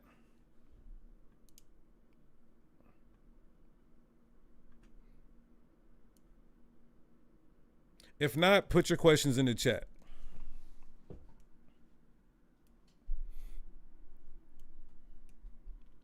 So since our cultures burn incense to honor their gods, are we to say we can't burn incense? No, because in the Bible we see us burning incense. He said the link's not working. Okay, one second.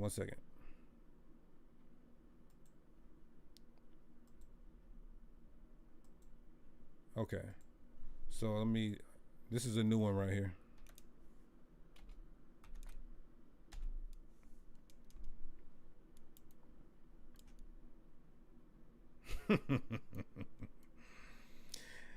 That brother didn't know sports was in the Bible. She said, "I'm still stuck on how Goldilocks relates to this title, this topic, because people think just because they say locks, then that means dreaded or matted hair. Or saying, where was Goldilocks dreaded or matted hair?" All right, we got somebody on, and I'm gonna ask Yazur. Hey, Yazar Wood Palette. What is the English word for locks? Okay. All right, you're live. What's going on, brother? Mic check. Mic check. You're live. Say something.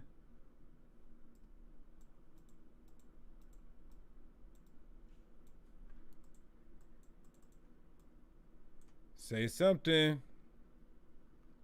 Allow your mic. You're live.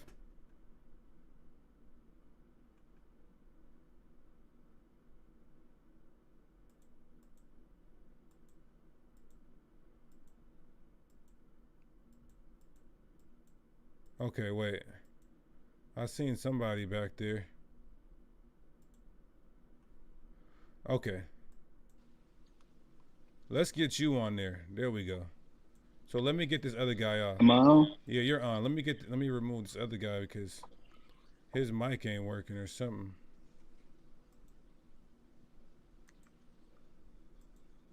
Okay. Aki. Whoa. Charles, what's going on, brother? You What's gonna going debunk? on? Well, I need you to debunk my presentation. What's up, brother? Okay, hold on. I'm hearing a whole bunch of other people. Hold on. Let me mute them. What's going on? Hold on. You're live. Okay. I'm about to get them off. Hold on. I'm getting feedback.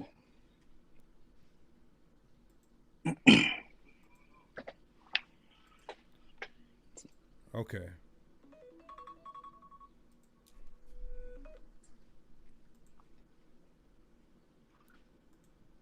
I think it's a delay on my end. That's because you got YouTube up. Go out of YouTube. Oh, close that? Yeah, close that. Oh, then I can't see nothing once I do that. You don't need to see nothing. Well, we can hear you. All right. Hold on. Let me, Okay. hold on. Let me close this YouTube real quick.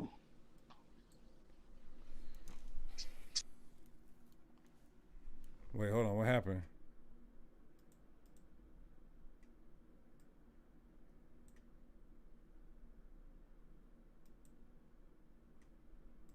What happened to that? Okay, our Apex good.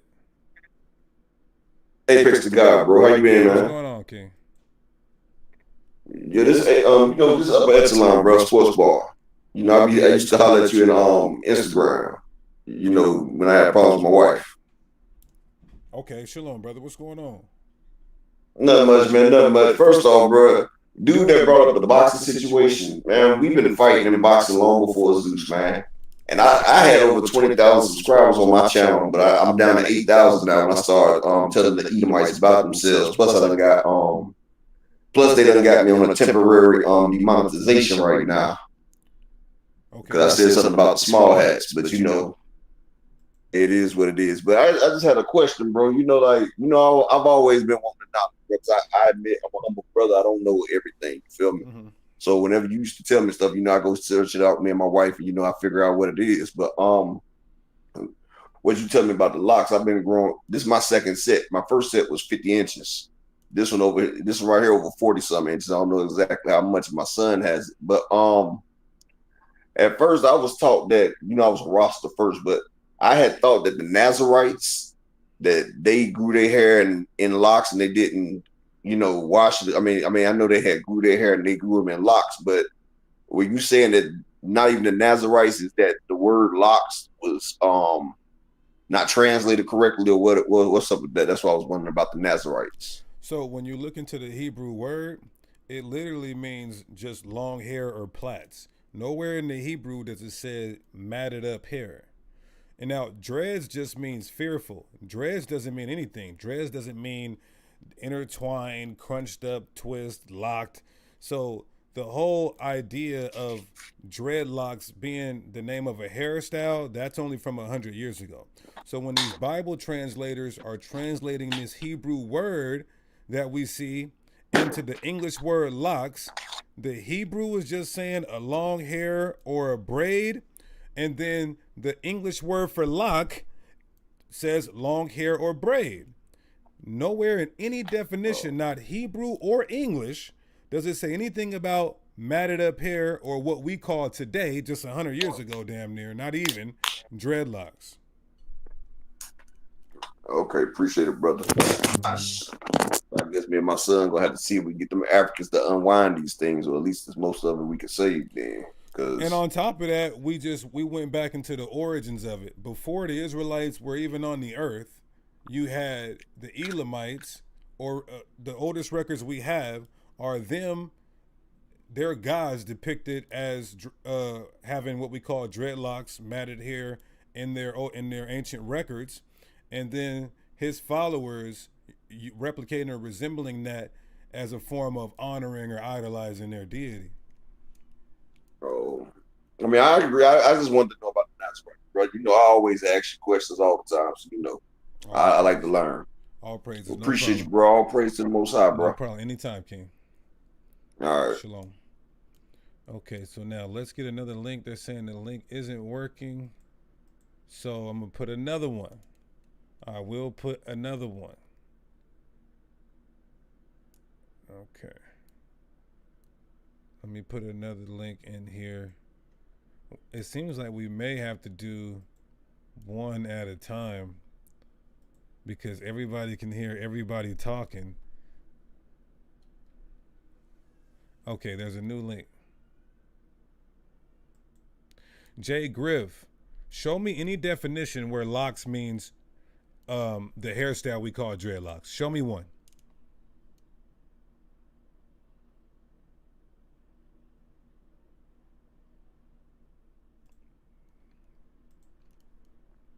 Okay.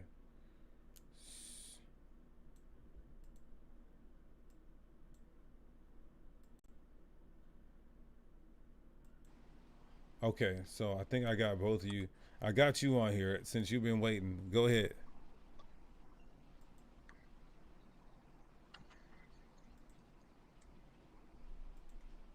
Okay, can you hear me? I hear you. Go ahead, brother. Oh, okay, yeah. So, let me ask you a question. It was a good breakdown and everything. Getting a lot of feedback. Hold on. Let me see. Hopefully this phone locked it.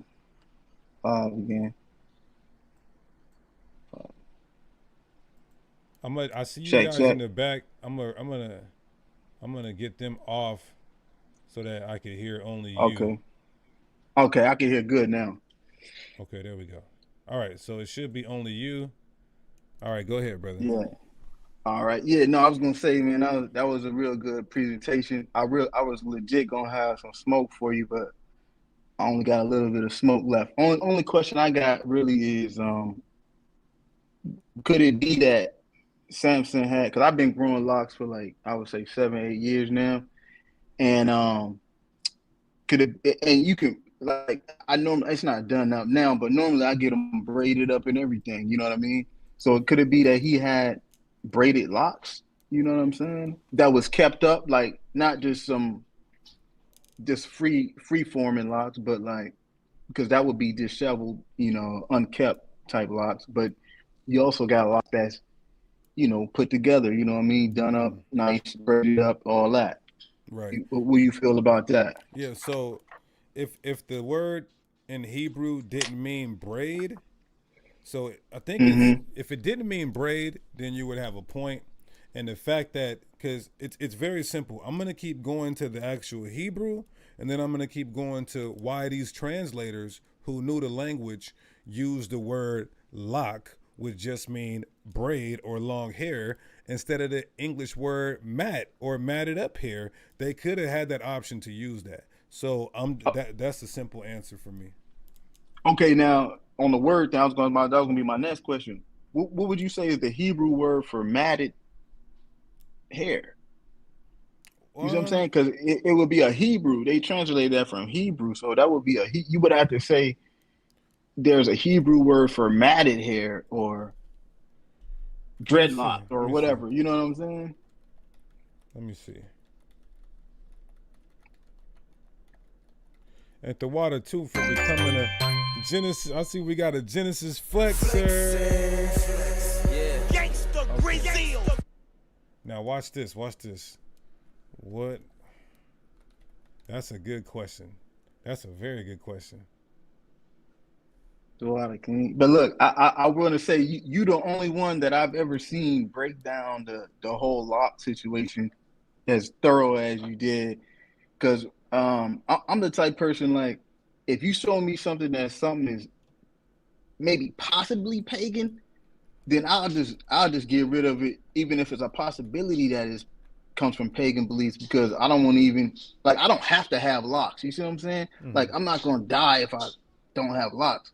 You know what I mean? If that's the case, like if there's a possibility it might be pagan, then I stop doing it. Just the same thing like with birthdays and stuff like that. If it's a possibility that it's pagan, then I'm just gonna stop doing it. Yeah. Period. Like I don't see the point in trying to hold on to something that could possibly definitely be coming from pagan origins. You know what I Yeah, mean? and two things. There isn't explicit. I think I'll probably email Dr. Michael Brown to see if there is Mm-hmm. actually a Hebrew word for matted, right? But I know if there was, then I believe, and this is just my opinion, I believe that it makes sense that the English translators would have used that word instead of tress of hair, which just means long hair or braided hair. Um, Right. but to your second question, to something pagan, if you have a point that it is pagan, I don't understand why people still want to do it. Like when I learned that True Religion was plastering the Buddha on the back of it, I didn't wear True Religions Yeah. no more. And Yeah. the Same brothers thing. Yeah. the brothers do have a point with the Nike. I remember when I was in Sakari and me and Gorilla Hebrew, we talked about the whole Nike situation. Now, Mm-hmm. if we further prove, that's why I said I'm open to it. I asked the brother, I said, I know Nike's in mythology, but show me how they worship Nike. That way we're not doing, because we know how they worship Shiv, they grew dreads. So we don't want to Right. worship their gods the way they worship their gods. If you can show me that, I don't give a damn about Nike. I mean, I'm not wearing, Right. I mean, look, I'm in fringes and Genesis apparel. So if we can Right. prove something to be pagan, then we should stop doing it. We can. We can't be like Christians and just say, "Oh, I like it, so I don't. I'm Right. still gonna do it." You know what I mean? Yeah. That's what it reminded me of. Like the Christians, like when people be like, "Well, what about sports? And what about?" But first of all, if you show me sports is pagan, I'll stop watching sports. Like I Exactly. don't understand what's the point of trying to hold on to like fight with somebody. Well, what about this? Well, what about that? Like if you show me it's pagan, I cut it off because I'm to the point where you know what I mean. I'm only doing what's in the Bible explicitly that the Israelites did anyway. If it's something else like the tradition of man or something that you can show me that's pagan, that it might be 50%, it might be pagan, then I'll just stop doing it. Right. Right. Right. I don't see the point of fighting about it. You know what I'm saying? Nah, And like somebody I left say, a next comment. time you see me, I might have these cut off. You feel me? Well, I pray that the Most High, I hope that the Spirit resonates and just reveals to you the understanding is very simple. It's all because of morphology and lexicology, but pseudo morphology and lexicology. What do I mean? How words change over time and how the definition of words change over time.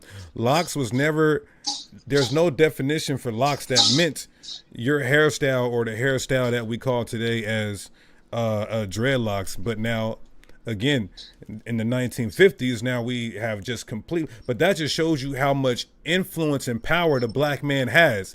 Jamaicans who got it from Right. Ethiopians, they said, nah, we're calling this hairstyle dreadlocks. That's how much power Right. and influence that we have, even though when we look at ancient texts and even the English word in the Bible, it was never intended for that. Yeah, and when I started growing mine, like my whole reason was doing it was for the like basically because Samson, I was thinking like, oh, Samson had locks. He was a Nazarite from birth, and basically like I never said I was gonna take a Nazarite vow, but I felt like growing it, that would I felt like that was part of our culture. I felt like the East Indian people copied us. You see what I'm saying? Yeah, some people thought that until you go to the records and you see that they had it almost half of millennium before us. Mm-hmm. Yeah. So yeah, I mean, I'm gonna do some more studying on it and everything like that. But yeah, overall good. I wouldn't use that little white girl Goldilocks to prove that. I wouldn't. But I That's probably just wouldn't so use funny. that. But Oh, so how do you yeah. feel about that scripture that I brought out in the Torah, Leviticus 13:45, that people who are unclean and had leprosy, all those different translations, they were saying that meant to keep your hair uncombed and neglected, and like you had to be like, hey, how about Shimmy Shavra Kata? Oh, Right. No, that was a good. That was a good scripture. The only thing I would say about that is like you can keep dreadlocks kept up though. You know what I'm saying? Like you can mine don't look kept right now. I just got shower and all that, but but normally I have them done up like you know what I mean, all kind of designs and all that. You know what I mean? But I just ain't had them retwisted in a while, but. do I you might think if not. I might not get somebody them retwisted, man. I might just get rid of them. might just get rid of him? All praises. The Most High. Get a Most High Yeah, a I hand. might just. Get a I'ma Most pray High a about it. You hand, know man. what I mean? When one sinner repents. praises. All praises. All All right, King. Let me get another brother Yes, on sir. here. I appreciate your spirit, bro. All All right, praises. man. Do your Salute. research. Do your studies. Fact check me on what I said, and then get back with me, King. Yeah, will All do, praises. man. Shalom, brother. Shalom. All right, so let's go to the next brother. Okay, now finally, this link is gonna be for La Shuwan. This link is gonna be for La Shuwan. Okay. Let me put another link in here for my brother La Shuwan.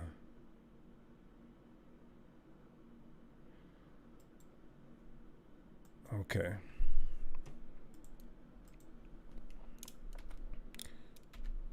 Shout out to that brother.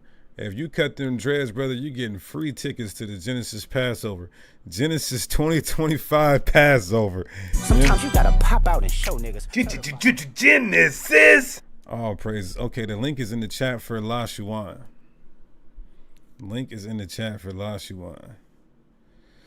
When we getting that mixed fabric breakdown, we got that mixed fabric breakdown. We got some ancient primary sources around this thing. Okay, let's see. Do we got La Shuwan on here?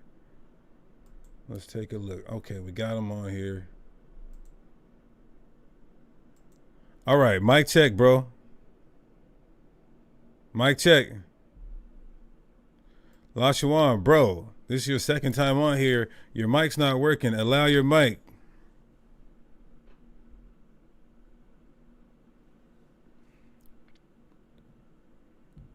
You have to allow your mic. Somebody said, you called locks unclaimed because of Gorilla Hebrew who didn't like his dad's locks. I just did a whole presentation, brother. Like 100 slides damn near. Stop. Go over them and do a video debunking it. Or set up the debate with your leaders, because I know you won't do it. Okay, let's try this again. La Shawan. La Shawan, mic check, mic check. Damn. It's bad. It's bad, bro. La Shawan, your mic is not working. And I guarantee you, if we bring this bug out on, his mic is gonna work. Bro, I told you you're not allowed on here anymore. Bro, why you disrespecting nigga as a man, bro? You're not allowed on here anymore. You can't read 2 Maccabees 4:9, but you ain't gonna talk to the heathen like that. I can.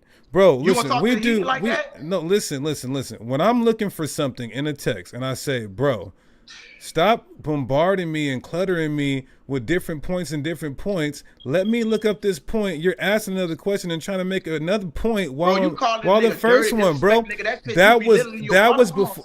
That's some childish shit. And you know what? I apologize, but that was before you disrespected me. Bro, so I therefore, never disrespected instead a of man as in disrespect, that was disrespectful, because the Bible says don't interrupt the brother in his speech. I said you're going from point to point and trying to bombard brothers when I'm trying to make a point, King. This is why, because this contention spirit you have, that you can't be on here no more. Bro. All right. Is there somebody else? And to the brother's wife, I apologize to your husband. He's just way too contentious. Forgive me. He can't be on here no more, though. We don't need to be arguing in front of everybody. So, La Shuan, your mic is not working, but everybody else's is. What's up? You got a Cricket phone? You got a Nokia? What are we doing?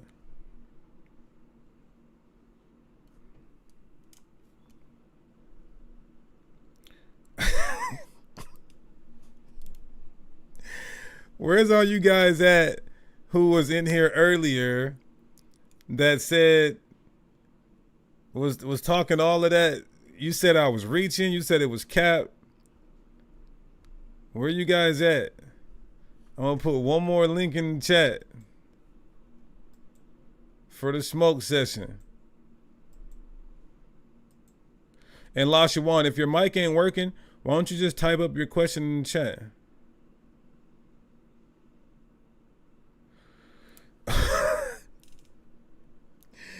The comment board is so brutal.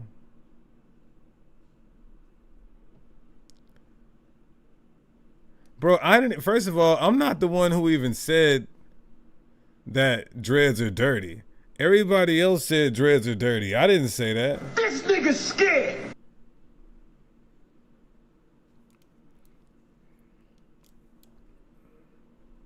Okay, we're gonna let La Shawan pose a question since his mic ain't working, but I will put a link in the chat for those who disagree, and let's just talk it out. It's good.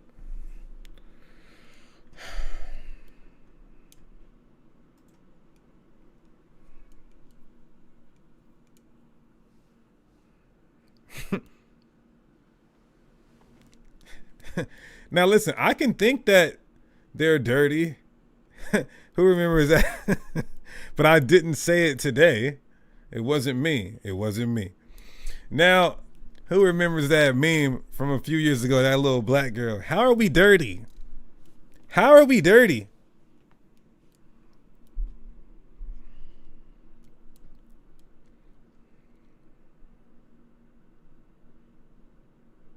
Oh my God.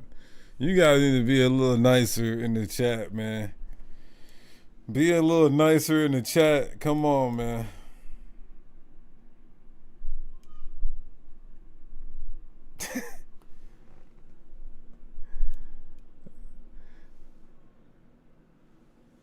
How should a woman wear her hair? Look, anybody can ask questions. It's open for questions for everybody at this point. Let me see. We got somebody. Okay, here we go. Here we go. Okay, what's going on, brother? Question, comment, smoke. What we doing? What up, D? What's going on, brother?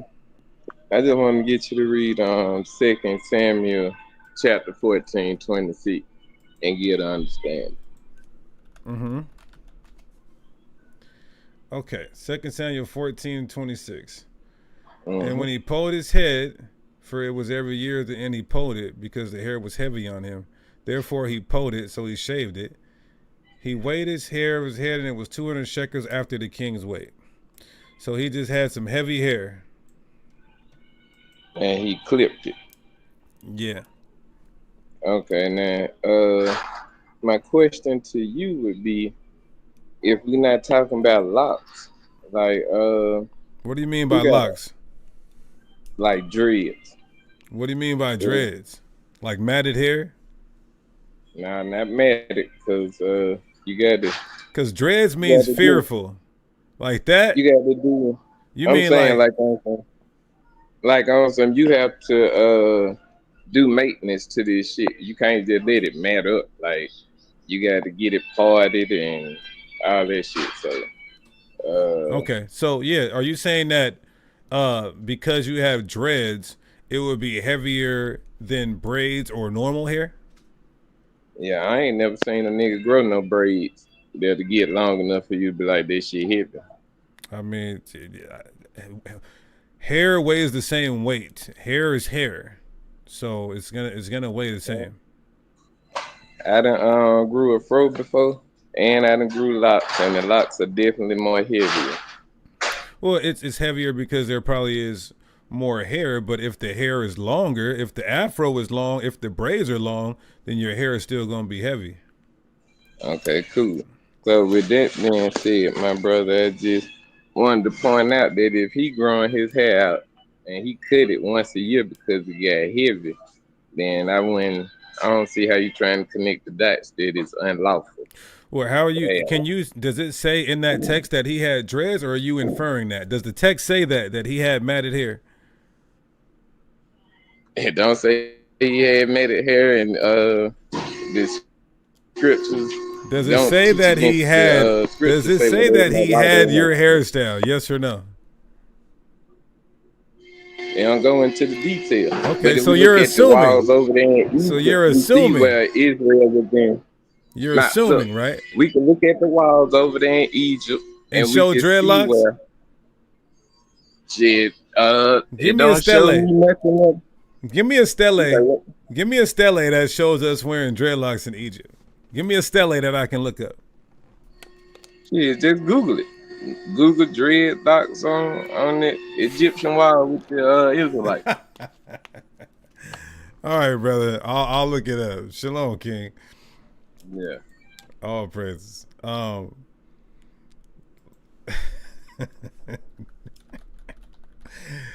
man.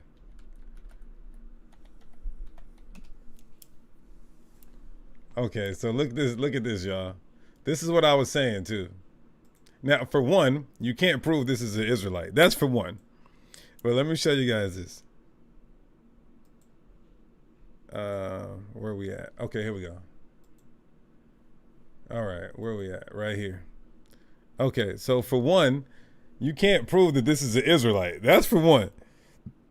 You don't know what dynasty this is. You don't know if it was before we were there. And for two, you cannot conclusively say, according to archaeology and pictographs, which I said 2 hours ago, that these are not just braids or a different hairstyle or a twist or dreadlocks. You cannot confirm nor deny. So it's not good evidence. Okay, let's try this again. La Shuan. La Shuan. La Shuan. La Shuan. Can you hear? Mic check. Bro. Yeah, brother. Yeah, it's over for you, man. We can't hear you, brother. We cannot hear you, brother.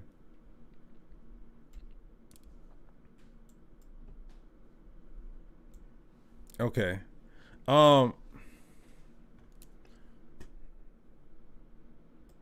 Lashawan, you didn't want to pose your question. Did you want to pose your question? Oh, a wig too. Yep.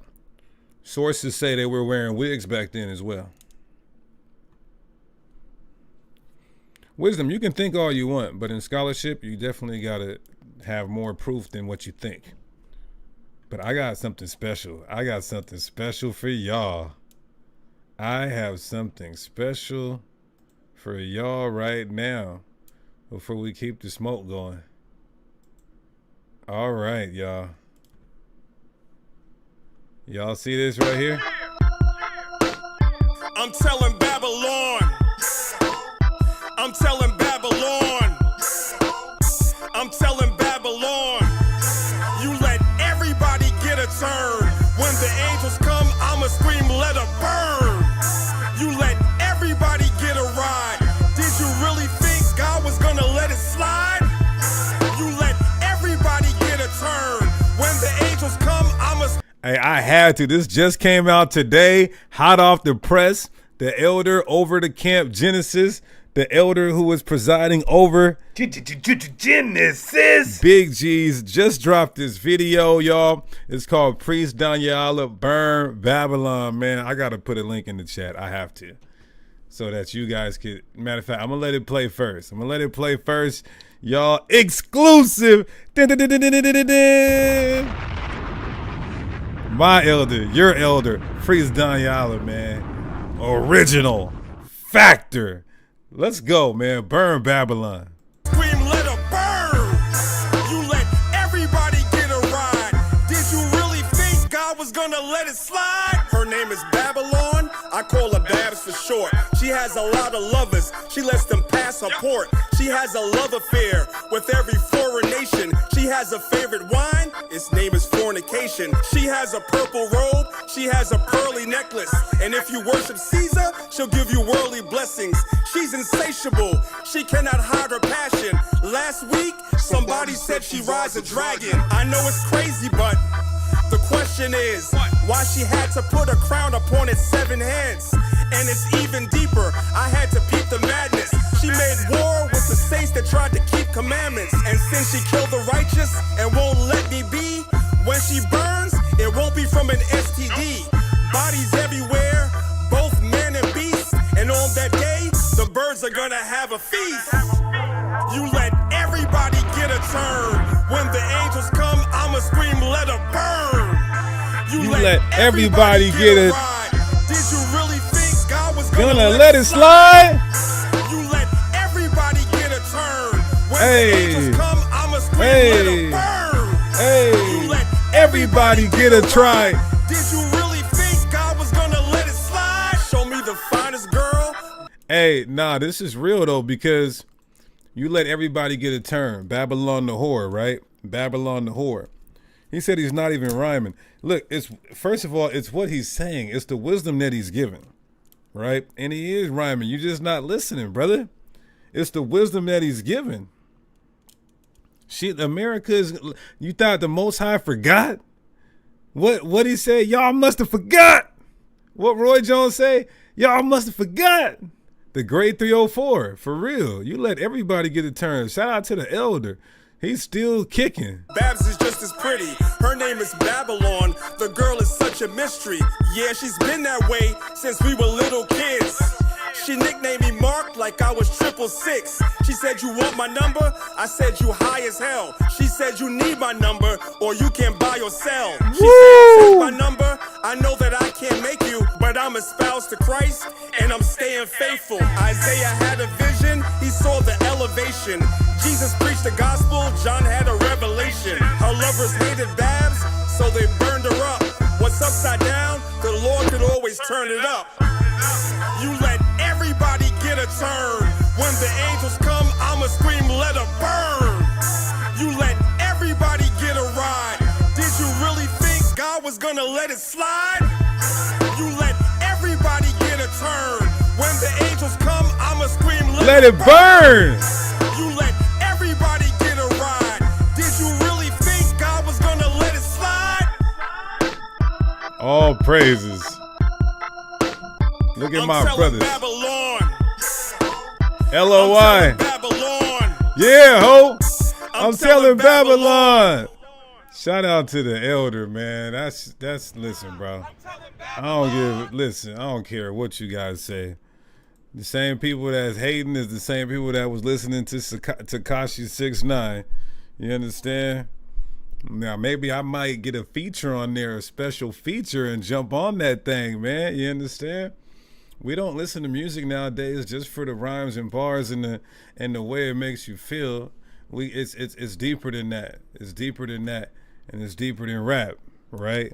But I'm gonna put the link to the video in there. So y'all, I want you guys to do our elder a favor, man. Go support. He been out here putting in this work for decades and decades and decades. So all praises, man. Let this whole whore burn. All right, I want y'all to go show our elders some love, man, and support. Like the video, share the video. All right, all praise to the Most High. And somebody block V-Dub. Anyway, we're going to, is there any more questions? You might have just came in. You might have think we didn't debunk, the presentation didn't debunk. Is there any more questions? Is there any more questions? Right, somebody says, so no drugs or booty clapping or murder, and you don't like it. Yeah, he's clearly probably not even an Israelite up in here. What does not make sense to me is that the Most High is specific with this law, Leviticus 19:27. If locks are unlawful, why wouldn't we have a specific law about it? Also, Deuteronomy 4:2. Well, it's very simple. It's the thing about idolatry for one. And also the significance of that you would have this same hairstyle if you had leprosy and you were unclean, according to Leviticus 13:45, following the ways of the heathen as well. Now, if you want to argue that, nah, I'm not doing it for idolatry, but you still have to understand with that hairstyle, you couldn't even enter into the holy congregation. So let's say it's not a sin. You wouldn't even be able to enter the holy congregation with that hairstyle, according to Leviticus 13:45. We can't wear afros, right? Since Christians wear afros. How did a little kindergartner find my channel? That's crazy. I could have swore I put my YouTube channel to no kids, and this kindergartner found a phone and on here harassing me. Let's see. Any other questions real quick before we get up out of here? Real quick?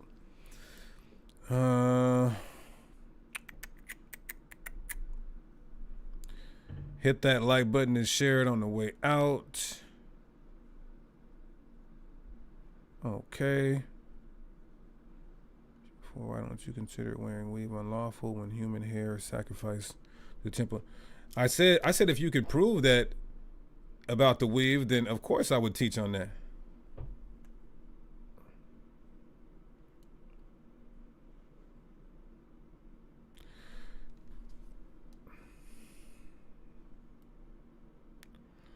No, we don't believe that you can do lineups as in cutting into your natural line.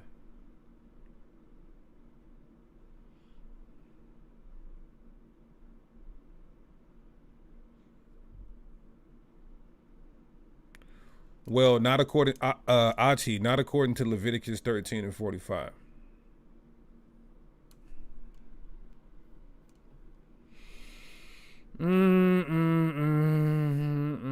I did hear about the human hair, but I'm saying send me some sources on it. The brother already read 2 Maccabees 4:9 about sports.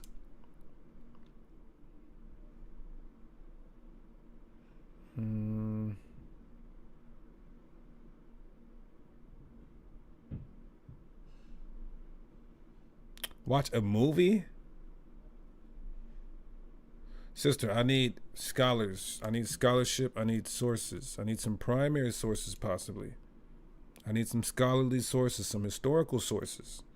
I don't know about this movie. I can't just make claims off of a movie.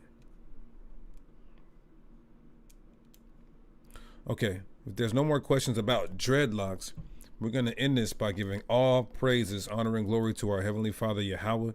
And we do so by Shema Mashiach Yahweh Shai.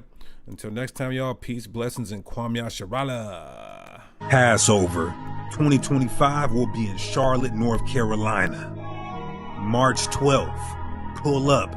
Don't meet me there, beat me there.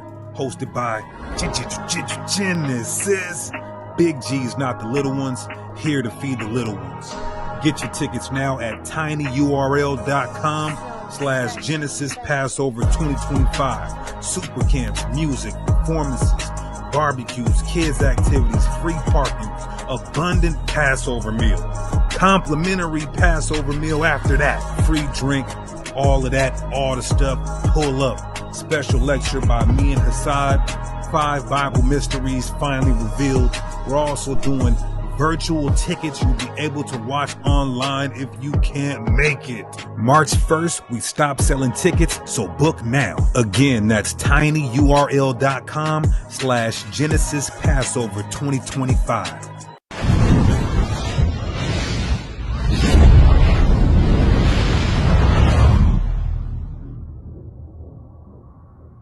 I'm placing great emphasis on the first letter in Genesis.